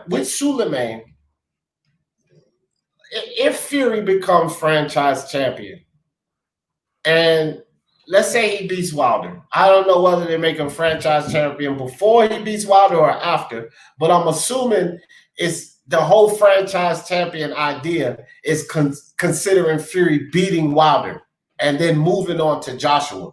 So I'm not sure if they give it to the trilogy or after the trilogy, but if they give Tyson Fury franchise champion and he accepts it, okay, he fights Joshua, right? And this is concerning Tyson Fury winning. What's next? Does he go fight Dillian White for 4-belt undisputed? What's next?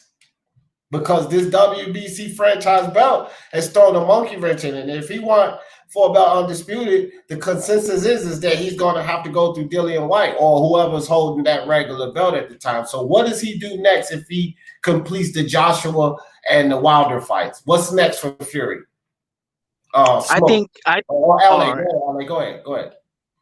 First, I think there's gonna be rematch clauses in that fight for sure. That's gonna be like a 2-3 fight deal, probably. You know, I don't think it's gonna necessarily go to another fight, you know, like with White or anything. That's just what I think, though. All right, Johnny Boy, what you think he does next? If he completes those 2 fights, what's his next move? Fury? Yeah. What was it? Wilder 3, and what was the second? Joshua. Yeah. Okay. What is his next move after that? Because we're not sure to this point whether he'll be considered 4-belt undisputed. Now, if he wants to do that, and you know, because he could be considered one of the best, the greatest British heavyweight champions. He'll have lineal, he'll have Arum magazine, and all the belts, which means he's also owned every belt. So, well, I'll say this: if he beats, I'm pretty confident that Fury's going to slap the shit out of Wilder in the third one. But touche. But yeah, barring that, let's just say, for argument's sake, he goes ahead and beats AJ. All right. If it's a good fight, let's just say it's entertaining, like AJ and Klitschko was, they'll have a rematch, bro. That'll be the next, that'll be the next step. Then let's just go even further and say he beats him twice. Okay, he beats him twice. Let's say they have a great fight, they run it back, he beats him in another great fight. Okay, the next thing after that will be White. That'll be it, or Usyk, depending on who he's fighting. So that'll be it, in my opinion. Smoke, what do you think? I think it'll be White, China White, cocaine. That's what. like, as soon as we get undisputed, that fool is about to be white. It's going to be too much money, and he'll go ballistic, Smoke. Yeah, that fool, he's about to be a that dude. He's about to be for about 4 years about how he's the greatest thing since what? Oh, Achilles. Hey, I'm gonna jump out and jump in. Let him finish. I'm having trouble. Hey, I'm gonna jump in and jump out and jump back in. All right. Go ahead, Smoke. I'm saying, like, we'll see if he can keep it together long enough to get the rematch, because it's gonna be a ton of money. But if he whoops AJ's ass in England in front of all of those people, it's party time. That's that is a good. That's something to think about. I don't like to generally okay, I've been to the pen before. I'm a different guy. I'm not that guy. So these are Fury's past transgressions. So I'm not really trying to. It's funny though. It is funny as hell because pressure bust pipes, bro. And that's the kind of fame and stuff that got him to break down in the first place. So, Smoke got a point there. But, yeah, man, I think that after that, if it goes down like that, I think he has to fight White. Whether he does or not is another story. Because here's my idea on this, guys. And I want y'all to tell me what y'all think about this too. But before I do that, South Corey said, I think the panel is not taking into consideration that promoters can't afford to operate at a loss. Well, we are, Corey. I think you might have came in a little bit later in this discussion. We actually talked about that. Like, it's got to make sense. And this is what Bob Arum's argument is. So, yeah, we discussed that, bro. Janet C says, why you can't use marination thing is because the people demand the fight do it. Look at the Pac-Man versus Mayweather fight. It could have been better if it had happened when it was supposed to. Exactly. And that's one of the things, those are the arguments. That's why I said it's like validity on both sides. When you look at the business of it, a lot of things that people say about marinating the fight concerning the business of it, you can't argue that. You can't argue the business side of it. Like, that makes perfect sense. But then for the fans and the fact that there's still a risk factor, fights can be blown because of a loss, that makes sense. So this is an argument that's always going to persist. Okay, but this is an argument that's always going to persist. The Bronze Plumber in the building, what's good? He said, South Korea Sports and Lifestyle, Eddie Hearn already said he'll be doing just that, operating at a loss to keep things ticking over. Smaller promoters will struggle. Facts. That's true too. Oh, my bad, Raider. Let me put that link back in the chat for you. All right, there you go. All right, guys. So what I was going to say before I went to the chats right quick is here's something else that we have to consider or think about. Everybody, there's the information for the Prediction League right there. I'm going to leave it on the screen. Y'all copy that information, email Champ, or just jump on Facebook. So here's what I was going to say about that, man. We can get tied up. And especially, okay, so like I said, this is a scenario that Fury is franchise champion. We know that money talk and bullshit walks, as they say. We could actually get tied up because Smoke mentioned it in this rematch to rematch to rematch foolery, right? Because listen, if he goes through and he beats Wilder, then he goes ahead and he beats Anthony Joshua, right? The rematch with Joshua will be a massive payday. The fourth fight with Wilder will be a massive payday.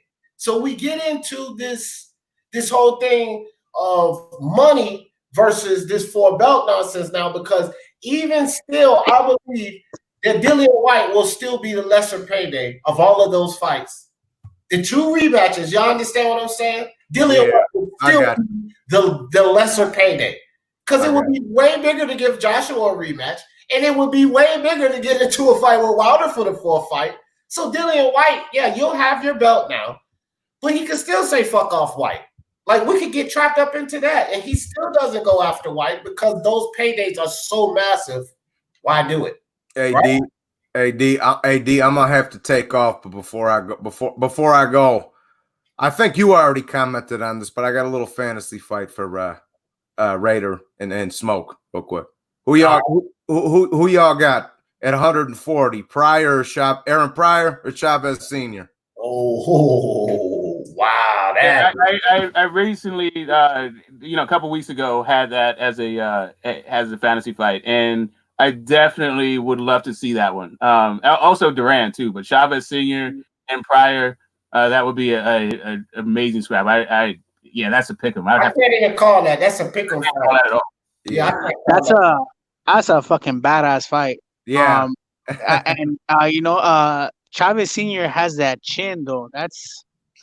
If he didn't have that chin, I would probably pick Pryor. But Chavez Sr. has probably one of the best chins I've ever seen. That fucking guy walked through everything. Pryor has a beard on him too. Yeah. Well, yeah, I know. That's what I'm saying. It would be a badass fight. I mean, fuck. Pryor was knocking everybody out, right? But yeah. I mean, he beat Arguello twice, and Arguello's an all-time great, bro. I mean, But no, I just wanted to hit y'all with that before I dipped out of here, son. So yeah. Fight, Johnny boy. All right, Smoke, Raider, D. Have a good one, fellas. All right, thanks, Johnny boy. Thanks a lot, bro. So yeah, and so we could get tied up into that, man, because like you gotta think Wilder, especially Wilder's fans, like it's deserving of a fourth match. Like nobody want to see it, whatever, but deserving is deserving. You got to draw a stoppage.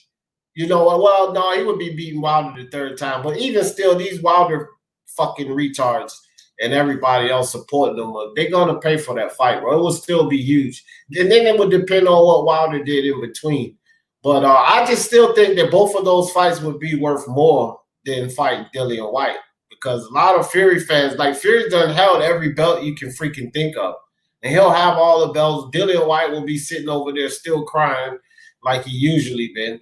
And I just think that the interest level would be higher. Like people would want to see Fury beat the shit out of Wilder again and would pay more money for that than to see him go in there and romp around with Dillian White. That's just my take on it. What you think about that, Ray? Do you think that we could get tied up into all of these rematches and fights before we get to Dillian White? Yeah, man. I don't know. It's kind of what was the question again? All right. So what I was saying is it was concerning Tyson Fury, right? Like if he beats Wilder and he beats Joshua, right? Completes the 4-belt undisputed or whatever, but which would be a question because he would be holding his franchise belt. Does he go fight Dillian White next, or does he give AJ a rematch, then get Wilder a rematch? Because those fights will be bigger money fights than Dillian White, even still at that point. Yeah, you know what? It's kind of hard to say because everything usually goes on a fight-by-fight basis. You know what I mean? Anything can happen in any fight that can derail plans. Like, for instance, the Wilder fight next. What happens if Wilder knocks Tyson Fury out? Because he has a chance to do that. That's what he's known for, you know? Right. What about if he knocks him out? What's going to happen then? I mean, are we going to have a fourth fight? Or, nah, I mean, Fury's not going to have the belt no more if that happens. So now now we're going to look at what is Wilder going to do next? Well, you kind of segued into the next scenario that I was getting ready to give everyone. All right. So say like how you were saying, Fury beats Wilder and then he goes and beats Joshua. And most likely if that happens, there will be, like I said before, there'll be a rematch clause. And say he beats him again. I don't see why Fury would fight again. I can see him being like, you know what? I'm done. I did what I had to do and I beat everybody. Except maybe Usyk, if like Smoke was saying too, he has a point, or I don't know if the other dude was saying it. What about if Usyk is an undefeated streak and he's beating everybody and convincing fashion and he's like becoming the next star? I can see maybe Fury saying, you know what, let me go fight Usyk before I retire. And if say nobody's if Fury like beating everybody convincingly and nobody's coming up in ranks, I can see him retiring also. Right, that can happen. So just going into the next, you know, part of this discussion, which you kind of moved into that. So, like I said, we don't know with Bob Arum and what's going on with Sulaiman and all of this. Y'all check this scenario out. So let's say the scenario is they make Fury franchise champion before the trilogy, right? Now, we know you can't lose that belt, right? So he goes in there. He gets knocked out by Deontay Wilder. But remember, he's franchise champion. Now what happens? Y'all understand what I'm saying? Because Wilder lost his belt to Fury. He lost his WBC belt to Fury. The rematch is so that Wilder has a chance to get his belt back. But if they make Fury franchise champion before the trilogy, then is there anything for Wilder to gain in return? Yeah, because he still is a WBC champ. How though? Because he won't. Because you can't win the franchise champ, but you can win the actual belt, right? So he would be the WBC champ. And this is just me spitballing from when they gave it to Canelo. Like when they were saying, I haven't looked at this since the whole Canelo situation, but if I remember correctly, if you get beat, you become a different kind of chat, like an emeritus or some other kind of thing, where you get to be the first guy in line to fight for the belt. But since this is going to be a title fight, I'm thinking that Wilder will get his belt back, and White should be hoping that Wilder gets his belt back if he wants to be the champ. But I don't know. But what you're saying, it throws some confusion into it. I'm assuming that the WBC belt will still be on the line, right? Well, that's the thing, because when they elevated Canelo, they elevated Charlo to champion. So he had that belt that we're talking about. When they elevated Lomachenko, they elevated Devin Haney, and he had that belt we're talking about. So if they elevate Tyson Fury, and because he's mandated and he's sitting there number one, do they elevate Dillian White? Which means Dillian White will hold that belt that Wilder supposedly wants to win back. Tyson Fury won't hold it. He'll hold the belt that can't be transferred. But wouldn't that take some of the luster off of the trilogy? Like, wouldn't that actually be money falling out the back door? And that doesn't seem like Sulaiman. Like, if you're going to be doing what's best for boxing, that doesn't seem like what's best for boxing or for the WBC. Yeah, but look who's behind this. And let's see, look, Smoke, here's the scenario, because we can't say that that's not what's best for the WBC, and I'll explain this to you. And look at all the driving force behind this Bob Arum. We can't say that it's not good for the WBC, because remember, the WBC collects sanctioning fees off of both of these champions. So whether White does anything with that belt, the WBC still going to be collecting money off of Fury for fighting Joshua, for fighting Wilder again. So they're not going to lose the damn thing. Hold on. And Bob Arum will satisfy his interest, because his marquee fighter will not be forced into mandatory. So he can keep running him around doing these rematches like South Korea is talking about. These repeat matchups can eventually kill the sport, as his focus is on few fighters and with the other fighters to become obscure. Yeah, the issue though is, do you miss out on the business because it's a cut, right? You're getting a cut. The WBC is getting a percentage of these fights, right? So if you take the belt off the line for Fury Wilder, you'll be taking some money out of that fight, right? So the question is, can you offset that losses with Dillian White fighting who? And that's really the whole deal. Like, I'm not sure that Dillian White has enough big money fights lined up outside of these guys that would make the WBC jump in that particular direction. It really is just I don't know. I have less faith that they're going to elevate them before the fight, because I think that would just muddy the waters a bunch. Really, yeah. I don't know. I also, like, now that I'm thinking about it, the fact that Bob Arum is saying this in the media, where everybody else, the franchise surprised everybody, even to the point where apparently it surprised Lomachenko. It seems that if this was really going to happen, then they would have just elevated him, and then we would have found out after the fact. So maybe this is just some Bob thing. Like, now actually thinking this through, this seems like a bit of Bob promotion. Yeah, I think it is. I think it most certainly is. South Korea says sporting advantage. I think people not understanding that new viewers have zero attention span. The modern fan wants to see new things. That is definitely a fact, bro. Like, the new fans want, like, a lot of hardcore boxing fans, we want things to return back to the way it was, the nostalgia of the greatness. But the new fans, it's a new era. You have to introduce new things to pull new fans in. And so they're spinning their wheels right now. The things that they're trying damn sure don't please guys like us, not even a little bit. Atlas Lion says you can give a man a belt coming off a loss. You can't give a man a belt coming off a loss. Dillian White ain't coming off no loss. He won to Mauricio. You can give a guy an opportunity to fight for a belt coming up. You can do that, but I mean, this doesn't fit because he's coming off of a win, 2 wins, as a matter of fact.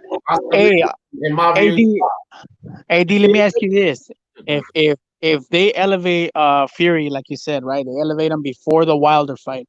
They elevate him.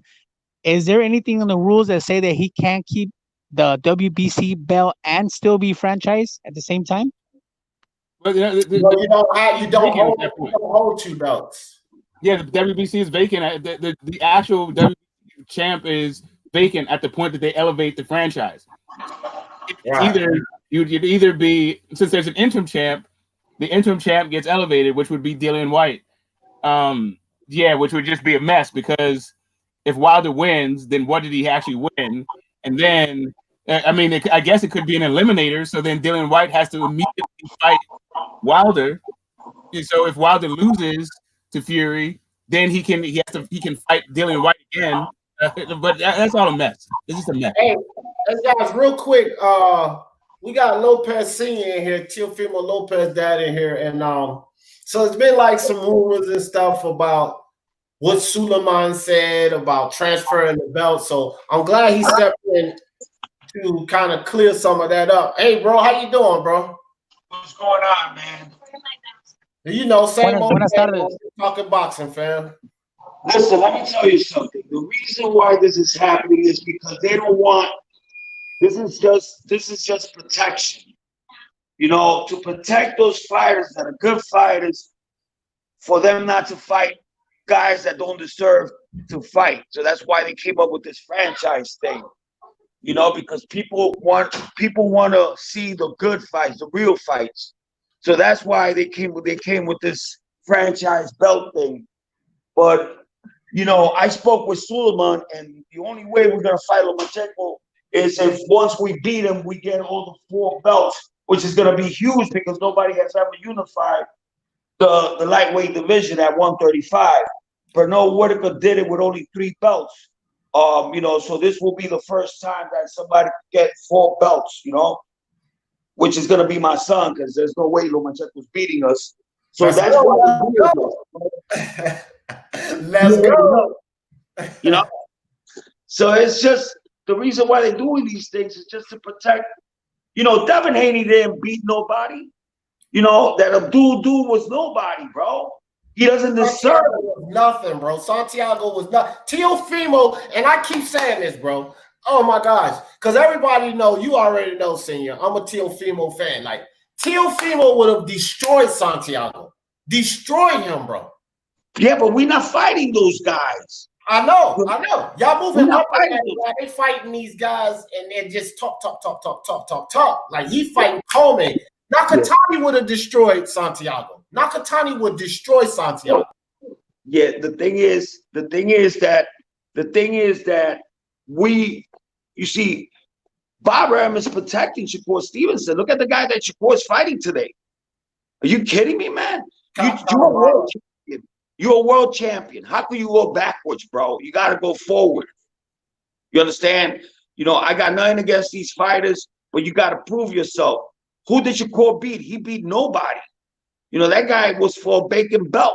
I mean, and then they have these comments about who's the best out of all the young guys coming up.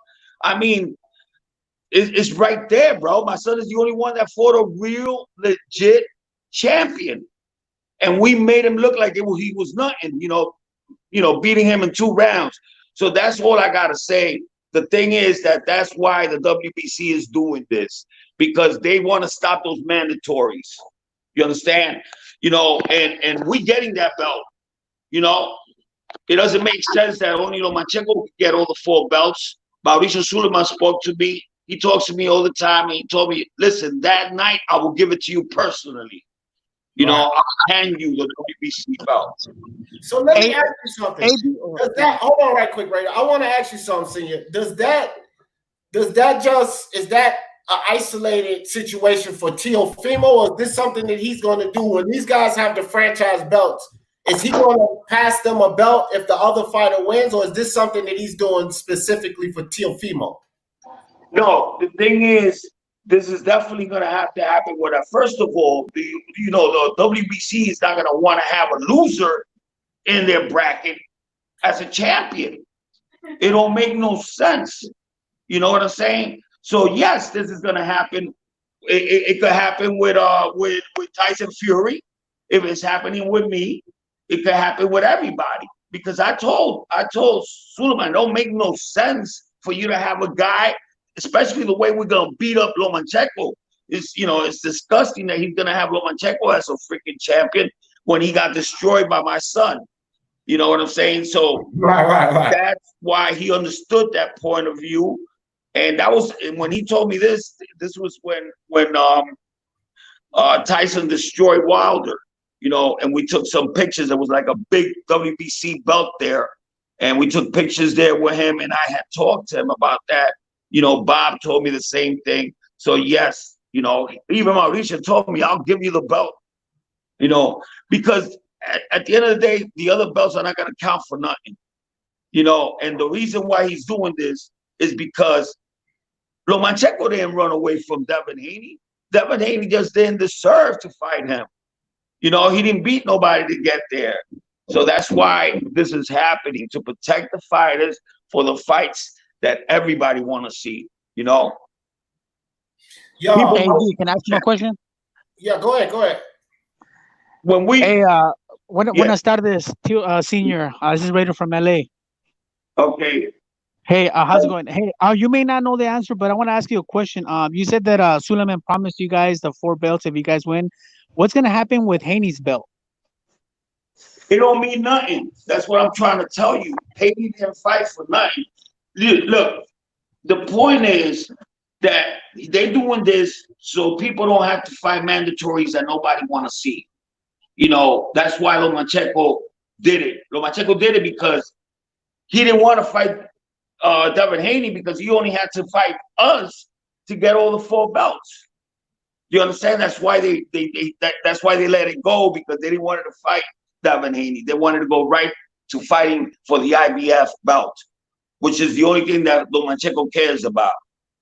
So they protected him in doing that.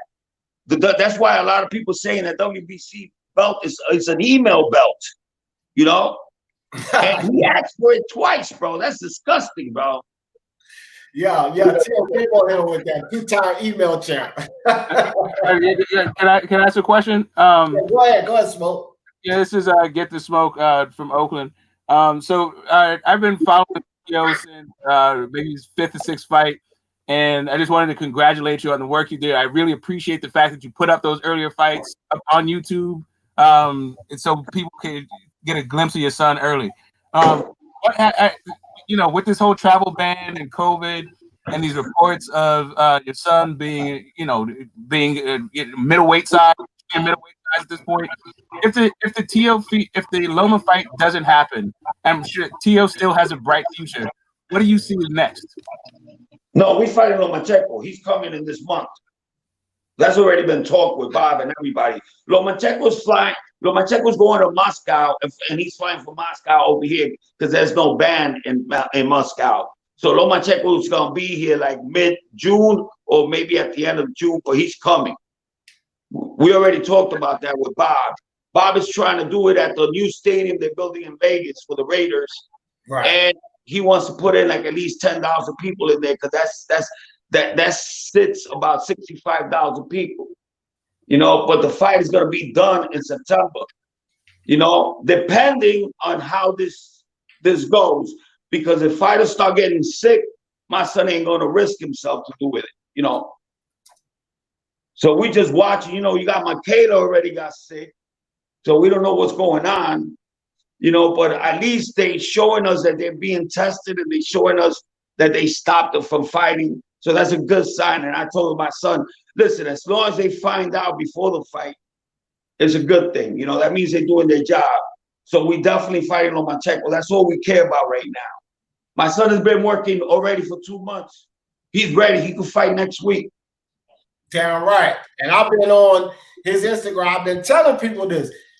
Some fighters are on the Instagram. They talking. What Teofimo doing when he talking? Working out. Working out. He talking shit. He working out while he talking out. Keeping in shape. Keeping fit in between fights. That's what you got to do, bro, to be a champion. That's what you have to do. Exactly. You know, and and then after that, we moved to the 140. You know, hopefully by then, Jose Ramirez or Josh Taylor will have it going on. If Jose Ramirez beats the guy that he's going to fight next. So, and that's one of the fights that's going to happen before my son. You know, they're definitely going to have Jose Ramirez. I think it's going to be the next card. So I don't know when, but once Jose Ramirez fights, then he'll probably fight Josh Taylor, and then that's what we go in. You know, who you got winning that fight? Who you see Teofimo fighting, Josh, or you see him fighting Jose? That's a 50-50 fight, man. You know, Jose Ramirez is a tough fighter that comes forward a lot, and he doesn't let you work. So that, if he could keep that line of aggressiveness towards the fight, I got him winning, because he wouldn't let Josh Taylor do his thing. You understand? But if Jose Ramirez can't keep that pace throughout every round, then he's in trouble, because, he's only good on his aggression, and that's about it, He tends to do all the same combinations over and over and over again,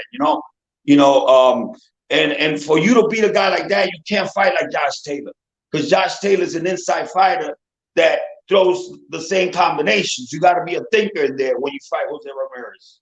You got to use his aggression to your benefit, just like my son does with the big guys. You understand? So, that's a fight that I really want. And look, we could unify two divisions in 2 fights, because he'll fight Lomachenko in his 16th fight, like I predicted 2 years ago. And then he'll fight Ramirez or Josh in the 17th fight, so he'll be unifying 2 divisions, which I think nobody has ever done that. I'm not sure, but back to back like that, I don't think so.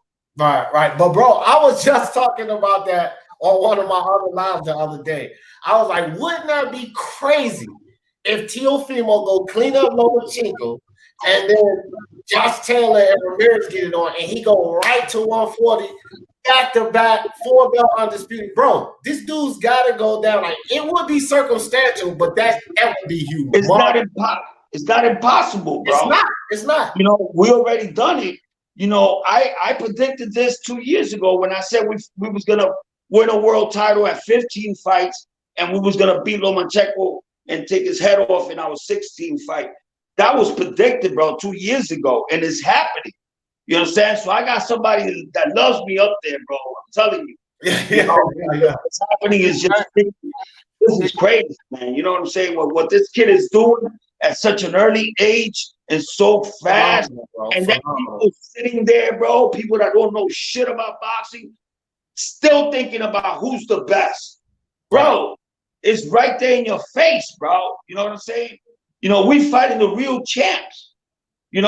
Why is Shakur fighting a bum, bro? It don't make no sense. Right. And then they don't understand, like, a lot of things. This is what I always say, Senior, to a lot of these fans. They don't understand what Teofimo doing in that ring. They just see these flashy knockouts, and they think he's just jumping in there with his athleticism. They don't understand that he's bringing these guys in, that he's setting them up, that he's utilizing to cause them to move the way he wants them to move. I see this, but people don't see that, and they don't give him the credit for that. So you know boxing, bro. You know what you're doing. You see, everybody looks at him like it's something beautiful. You know what I'm saying? But they don't understand what he's doing.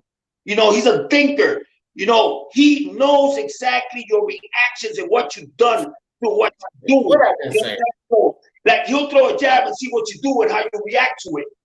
And he'll keep that in his head. And he'll remember that shit. You understand? That's why he makes the fights look so easy. So, I swear, I'm so glad you're on this show. I am so glad you're on this show. Because months ago, I said this exactly. I said the thing about Teofimo that people are not realizing is that fighter recognition. This guy gets in that ring, and in the first 2 rounds, he makes moves. Face to the body, he'll go to the body some, but he's getting a reaction on what these fighters going to do. He processes all of that information, and then he utilizes it to knock these guys out. And that's what Teofimo is doing. And I've been said this. Now his father come on here, and he tell y'all that. Bro, I'm not. He don't miss. He don't miss. He don't miss. When he throws, he hits. You know what I'm saying? You know, a lot of people telling me, oh, how come he doesn't throw a lot of combinations? Because he doesn't have to, bro. You just got to put 1 and 2 together. That's it. You know, he's been, you know, you see how cool he just relaxes in that ring, like he owns that shit. You know, like he's not nervous. He's just walking by his pace, and he sets you up for the big shots. And that's what you got to do in boxing, all that bullshit running backwards and going all over the freaking ring. You know, we're not with that, you know. You know, we study the fighter. And that's what I told my son since he was a little kid. You gotta entertain, bro. This is an entertainment business. If you look at the fights, you don't see nobody on no cell phone. You don't see nobody talking to the guy next to him.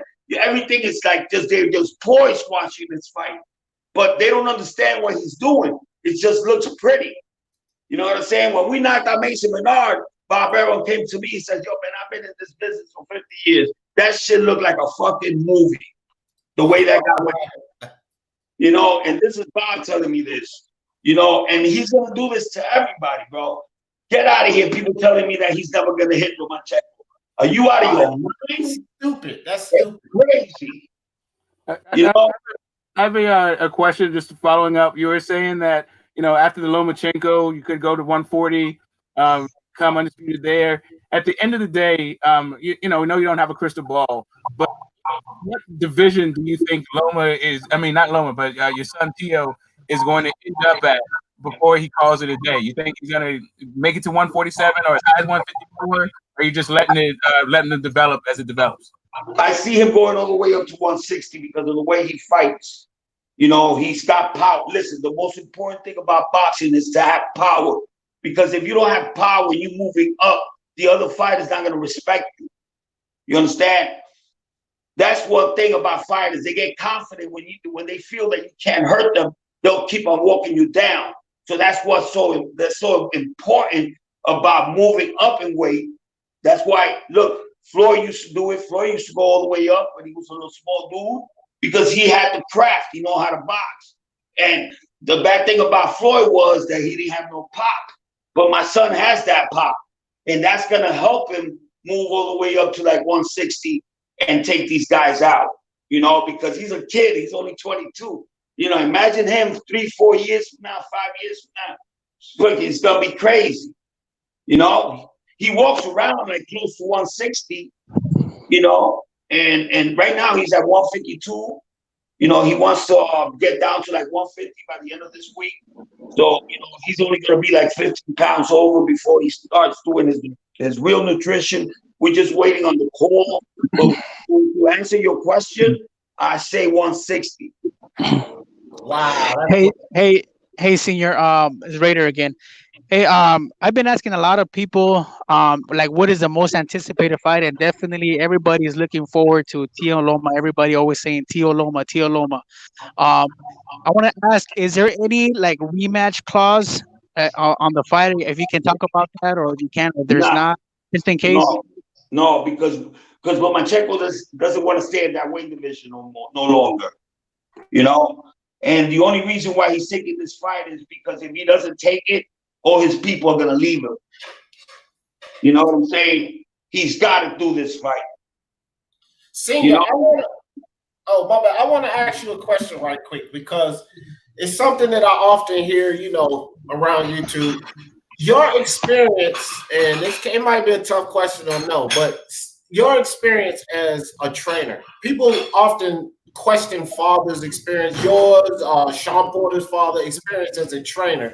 Why don't you speak on that? Because I think you're doing a phenomenal job with Teofimo. I have no issues with you training them, but why don't you speak on that a little bit for people that, you know, have any issues with you being the trainer for your son? Well, the same way that you could see the things that he's doing in there, those little secrets that I know that nobody knows, and which is a good thing because even when he was growing up, he was like, yo, Papi, nobody knows what we're doing, bro. Nobody knows what we're doing. Like, you got to have the eye. You got to be really good at what you're watching to understand what he's doing in there. He says, the better that I train you, because he's not even there, bro. To me, he's like maybe at a 20% level because of what I teach, you got to perfect. You know, there's a lot of times I'm sitting down and I see a lot of shots he would take that he doesn't take. And then I go, oh, man. Like, you know, right. You know, but then he tells me, he goes, Papi, I can't do it all the time because I got to trick these dudes, you know? And I say, oh, okay, I understand what you mean. But to answer your question is, of course I'm doing a hell of a job because I teach my son to put everything right. You understand? We don't go in there guessing what we're going to do or throw. We go in there thinking what we're doing. And that's what makes him so special. You know, we don't throw combinations. We don't do none of that shit. We throw the punches when we have to throw the punches. And you know what I'm saying? When we see the openings and we see how we're going to freaking trick them. That's why I'm a good trainer, you know? And that takes a lot of time, bro, a lot of time. Because, you know, I be doing a lot of that catch and shoot, which is almost, it's very, look at the Magdaleno fight. The Magdaleno fight, that was genius, bro. That was one beautiful fight.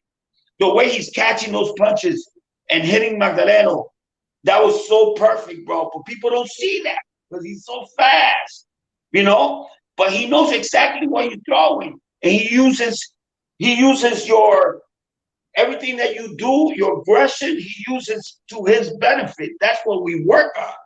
So that's why he could fight in the close range and not get hurt. You know?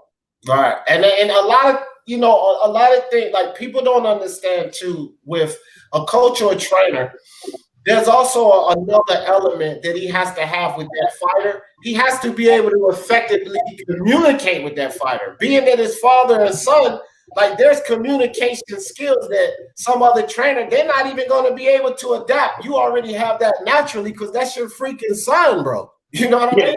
Your son. So like, I have, like I said, phenomenal job. Keep doing what you're doing. People to take over. Y'all know what time it is. You know, You heard me with the Kobe fight. You heard me in the corner when I told him in the second round, you already got him, bro. Yeah. Stop fighting him in the outside, bro. Get inside and finish him. You're going to hurt him. You're going to hurt him. And then I want you to throw like 50 punches. Don't stop. Let the referee stop it.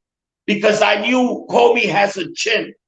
And I knew he wasn't going to knock him out. But I knew he was going to hurt him. And just exactly how I said it. I said, right after you hurt him, just jump on him. You know? And he remembered that, and that's why he did it. You know what I'm saying? I think if I went and I told him that, I don't think that he would have jumped Comey the way he did. You know what I'm saying? Because Comey, even when he's hurt, he's dangerous. You know, because he's still throwing. Right. So, you know, to answer your question, bro, he ain't never going to go with no other trainer, bro. He doesn't care. They've been trying to get rid of me, bro, for the longest because nobody likes. You see, I don't take shit for nobody. No, and especially when you with a company like that, bro, they don't like the way I talk. They don't like the way I don't let them freaking, you know, they like for you to, you know, lean down to that, you know, and be a sucker. I don't take that. I'm there to protect my son, and all I care is about my son. I don't care about nobody else. And some people don't like that. You understand? That's why they want me out because I control the situation. And people don't like control freaks, you know? No, because they want to control. They want to control your son. They want to control his situation. They don't like guys like you getting in the middle and say, "No, we're going to control this." They don't like that. And that comes with the money. That comes with protecting him, you know, from fights and stuff like that. I make the decisions. I'm the one that says yes to the fights, you know? And my son goes down when he says, "Papi, keep on doing your thing, bro. I'm going to do whatever you tell me to do." They don't like that. They want to control the fighter. So how easy is it? They just get rid of me and then they have, you know, they got the fighter. Right. They don't care, you know. But That's a fact, bro. That's a fact. That's a problem with a lot of these fighters. But look, let me ask you this real quick, and I don't want to keep holding up your time, but after the Lomo fight, after y'all go in there, dispatch Lomo, win that, Is it an immediate move to 140? No more dicking around at 135? We going to 140, bro. We don't got nothing else. What the hell we gonna do at 135? We already beat the man. Understand? We don't care about the other guys. You know, we beat the man, bro. We beat the pound for pound. You don't see none of these guys have a pound for pound. The only pound for pound in there is Lomachenko. So once we beat him, it don't make no sense to go backwards. We got to go forward. You understand? And my son can rest and fight at a good weight that he's comfortable at. You understand? He's been at 135 for almost 7 years, but people don't understand that. You know, the boy got to grow. Yeah. You know, to answer your question, there's nothing left there for us to do at the 135. Nothing. I don't see anything. I don't see no point in staying there. I hope Devin makes it. I hope, you know, because if Devin makes it, then we could get a good fight with Devin for a lot of money at 140, you know, and let's see what happens, you know, because Devin, that was going to be my question. Yeah. You know, Devin still got to move up to 140. But by the time Devin does that, we're probably already unified the whole weight division and move up to 147. And then we could get Crawford. You understand? That's what we're trying to do. We're trying to create history, bro. You know, we ain't trying to go backwards. You know, like they tell me, yo, why don't you take a tune-up? I told Bob, fuck no. You know, and Bob made it seem like Lomachenko needed a tune-up. That's why I told everybody. And I told Bob what? He says, yeah, because Lomachenko needs a tune-up, and then you get a tune-up. And I said, no. But then me and my son agreed on it. And my son said, you know what the hell, puppy? Let's just fight Devin. And that's when we started calling him out. And Devin was shut up. He never said yes to it. All he was saying every day, they never sent me an offer. But we're telling you now, bro. You know? And you your own boss? You think Eddie Hearn is going to put him in there with my son? Are you crazy? They didn't even want to put him in there with Fortuna, bro, for God's sake. You know? So, you know what it is. We moving forward, bro. That's it. And you're going to see just the best fights with my son, bro. You don't got to worry about that. You know what I'm saying? Whoever's on top, that's who we fighting. That's what's up, bro. Lawrence asked you, Senior, he asked you, why didn't Top Rank let Teofimo hype the fight when Lomo got in the ring after coming? Because they're freaking idiots. That's why my son cursed him out. If you notice, my son screamed at Bob when Bob came up to him. And Bob told him, yo, you got to take a picture with Lomo. My son said, yo, get that motherfucker out of my ring. This is my night. You didn't hear that? Yeah. What happened to say? I didn't hear it, but I'll take your word for it. I didn't hear it. No. But if you look at the tape, when Bob goes up the ring after we knock out Kobe, he told Bob, he said, take that motherfucker out of my ring. I ain't taking no pictures with him because they didn't let him go up in the ring with Loma.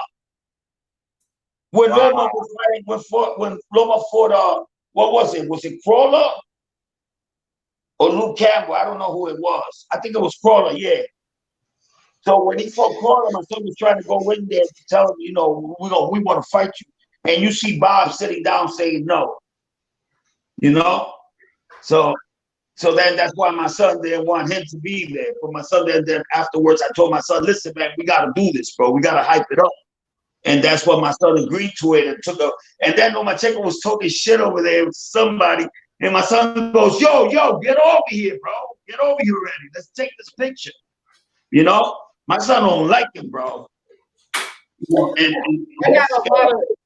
got a lot of Tank Davis detractors. Sorry about that. I got a lot of Tank Davis detractors that come through here, right? Give me a little something about Teofimo fighting Tank Davis, or you know what I mean? This fight, like, because people think that fight would be worth him staying at 135. Necessarily, I don't think so. I think it's a waste of time, but just speak on that a little bit. Come on, bro. You saw that freaking thing that he did with Gamboa, bro? Are you kidding me? You know, if he would have came up to that ring the way he came in with Gamboa, my son would have tore him apart in the first round. You know? I'm not saying the guy can't fight. I'm just saying that he doesn't take this shit serious, you know. You know, he looked like really out of shape in that fight. You know, he gotta take the boxing more serious. We moving up, bro. We gonna stay there for nobody, man. You know, once we beat the man, that's it. It's over. Right. People see Teofimo swole up. You know, like you seen the Instagram post where he was kind of swole up, and they kind of some people are worried about him making the weight, and I'm like, bro, don't worry about that, because I just want you to speak on that. Do you have any worries about him making the weight for this Lomachenko fight? Do you have any worries about that, bro? My son had 170 amateur fights. He never missed weight, and now he has 15 fights. He hasn't missed weight. So, you know, we always make it, bro. So, you know what I'm saying? Everybody's telling me that he's lifting up too much weight and this and that. Bro, those are 15-pound fucking the dumbbells. Those are 15-pounders, bro, because he does a lot of repetition. You know, it's just to get cut. You know, I don't let him lift weights. I don't let him lift big weights, because that, you know, that slows you down.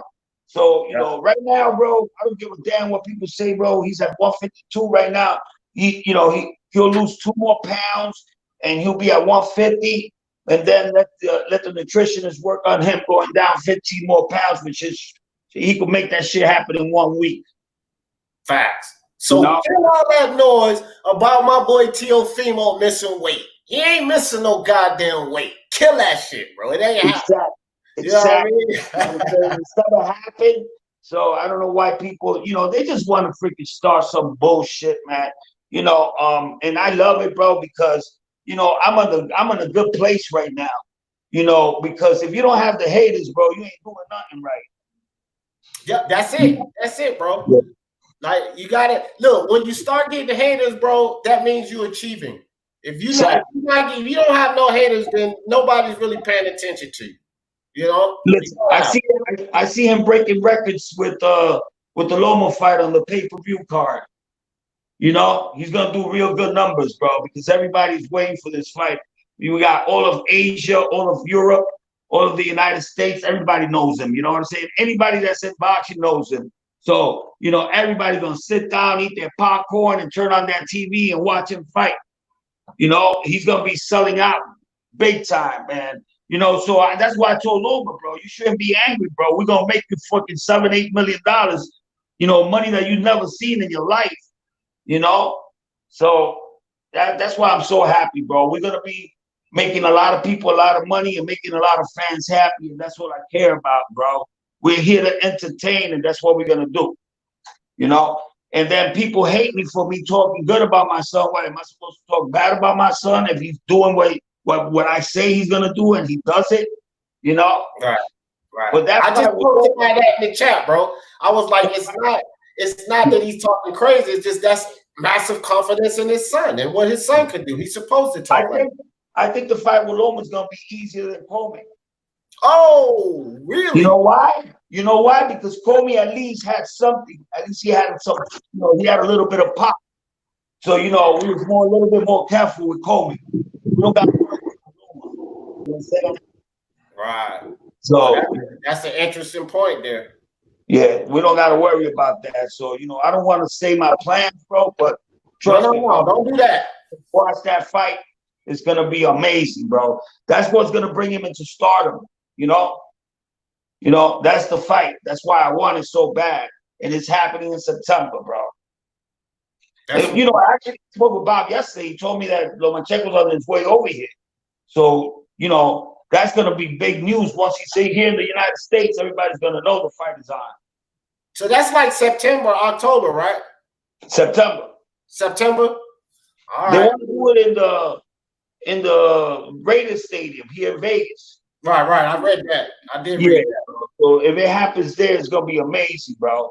You know what I'm saying? Because Madison Square Garden wants it bad.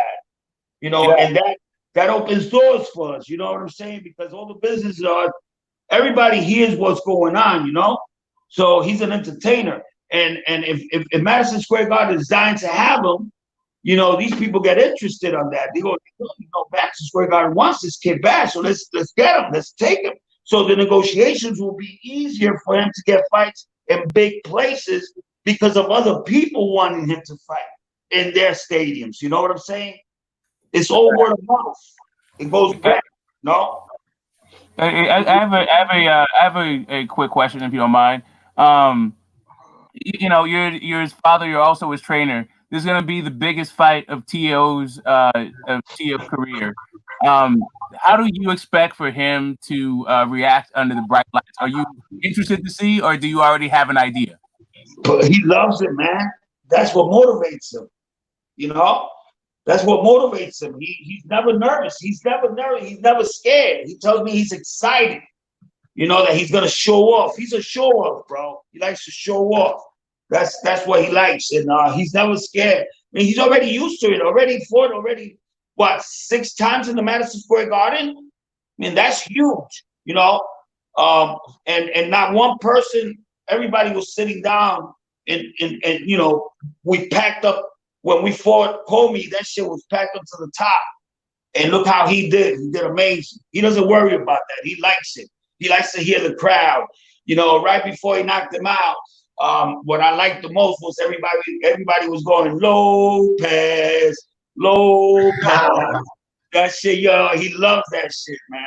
All right. You know, he just did a post and he was talking about that. He said, because I don't know, I can't remember who was asking him about fighting without the crowd.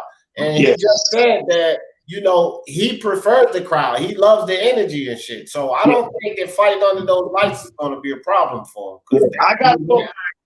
I love you all, and just stay tuned. I love your show, bro. I watch you all the time. Keep it good, man. And you know already, it's the takeover, baby. Teofimo the takeover, dog. Appreciate you, Senior. Appreciate you coming through. Have a good one. All right, guys. So that did kind of derail the normal show, but of course for good reason. Yeah, I know I pass on that having my man Dad on here. But you know, guys, look, again, he gave us some insight to a lot of questions. Now, I see some guys in the chat, and of course, you know, no matter who comes on here, Rick Glacier came on here before. You know, I had Eric Anders from the UFC. Nobody knows it all. Nobody's words are 100% true. But we did get some insight to some things. And as far as you, Jay Cooley, don't get me started on you. I wasn't saying that he's not supposed to ride for his son. He's definitely supposed to ride for his son. But what I'm saying is he confirmed some things about what Teofimo does in that ring that I've been saying, that nobody's paying attention. And he was describing something. And so I was just correlating the similarities in what he said and what I said a while before. Thanks, Unrivaled. I appreciate that, fam. But guys, Duck in the building, what's up? Get this smoke, Raider. Give me some final thoughts.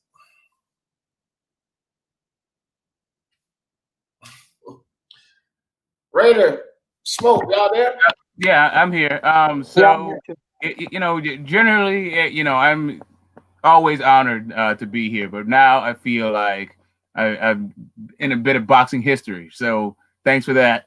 Congratulations on a great interview and a great show outside of that and a great discussion. Peace to you, peace to the chat. You know, see you next time. All right, appreciate you, Smoke. Great questions too, bro. Great questions. Raider, give me some thoughts, fam. Yeah, no, this was a good ass live, man. Especially having a Senior on too. Your show was great as always. Thanks for having me on. I just wanted to ask him one more question, but I wonder, you know how he said that when at the Comey fight, when he hurt Comey, that he told him to throw 50 punches straight. I wonder if he would use that tactic, because I know he's gonna fucking catch Loma. He's probably gonna knock him down, but I wonder if he would use that same tactic on an experienced fighter like Loma. You know what I mean? But if he hurts him, yeah, potentially so, because you know that's what I was thinking. Yeah, if he gets him hurt, potentially so. Because why get gunshot if you get a guy like Loma hurt? You shouldn't get gunshot. You should fucking go for it. You know what I mean? Yeah, but there's some instances where you don't do that.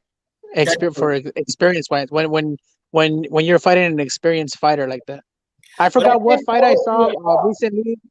My thing, Raider, with that is I think Loma being up at 135, and we know that's kind of high for him. I think you go for it. If you get him hurt, you just go for it. Yeah, I agree. You know what I mean? But yeah, anyways, thanks for having me on. I'll catch you on the next one, my boy. All right, I appreciate you, Raider. Always appreciate you, dog.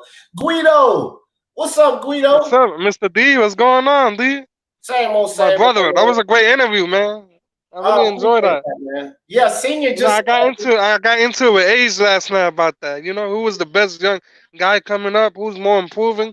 You know how it is. You know how he is. You know? You know? Yeah. Yeah, but Guido, I just let you on. Give me some closing thoughts, man. I'll get ready to shut it down, but I seen you back there. I just wanted to let you give a couple of thoughts and stuff. I mean, I just got here when Teofimo was here, so I'm like, damn, you know, shit, you know, I didn't want to interrupt. You know what I'm saying? The playback, fam. You always goddamn catch the playback and catch everything he said. Man, and I've been saying it. He's, you know, he's been telling us, even with Punch Drunk Boxing, he's been telling us. My son, like I know these guys about that shit.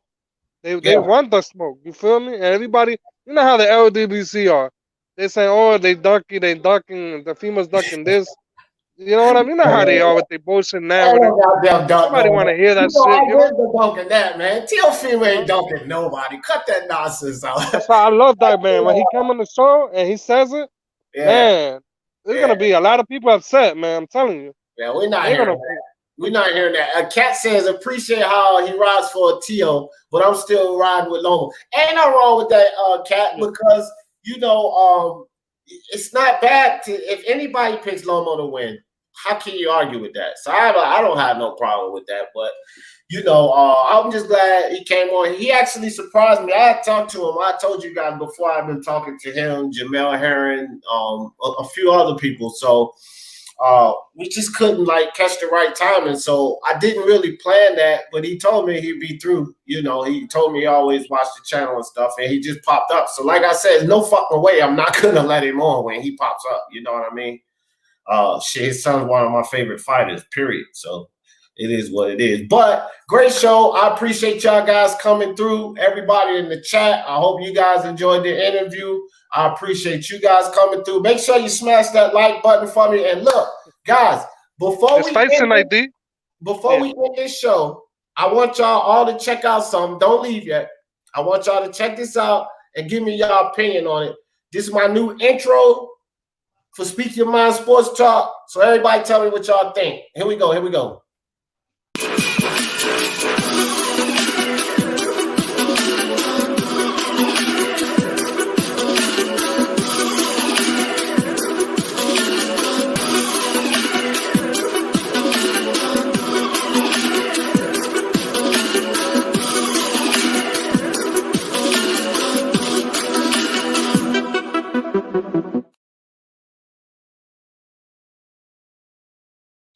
What up, bro? What y'all think about that? Y'all like that intro?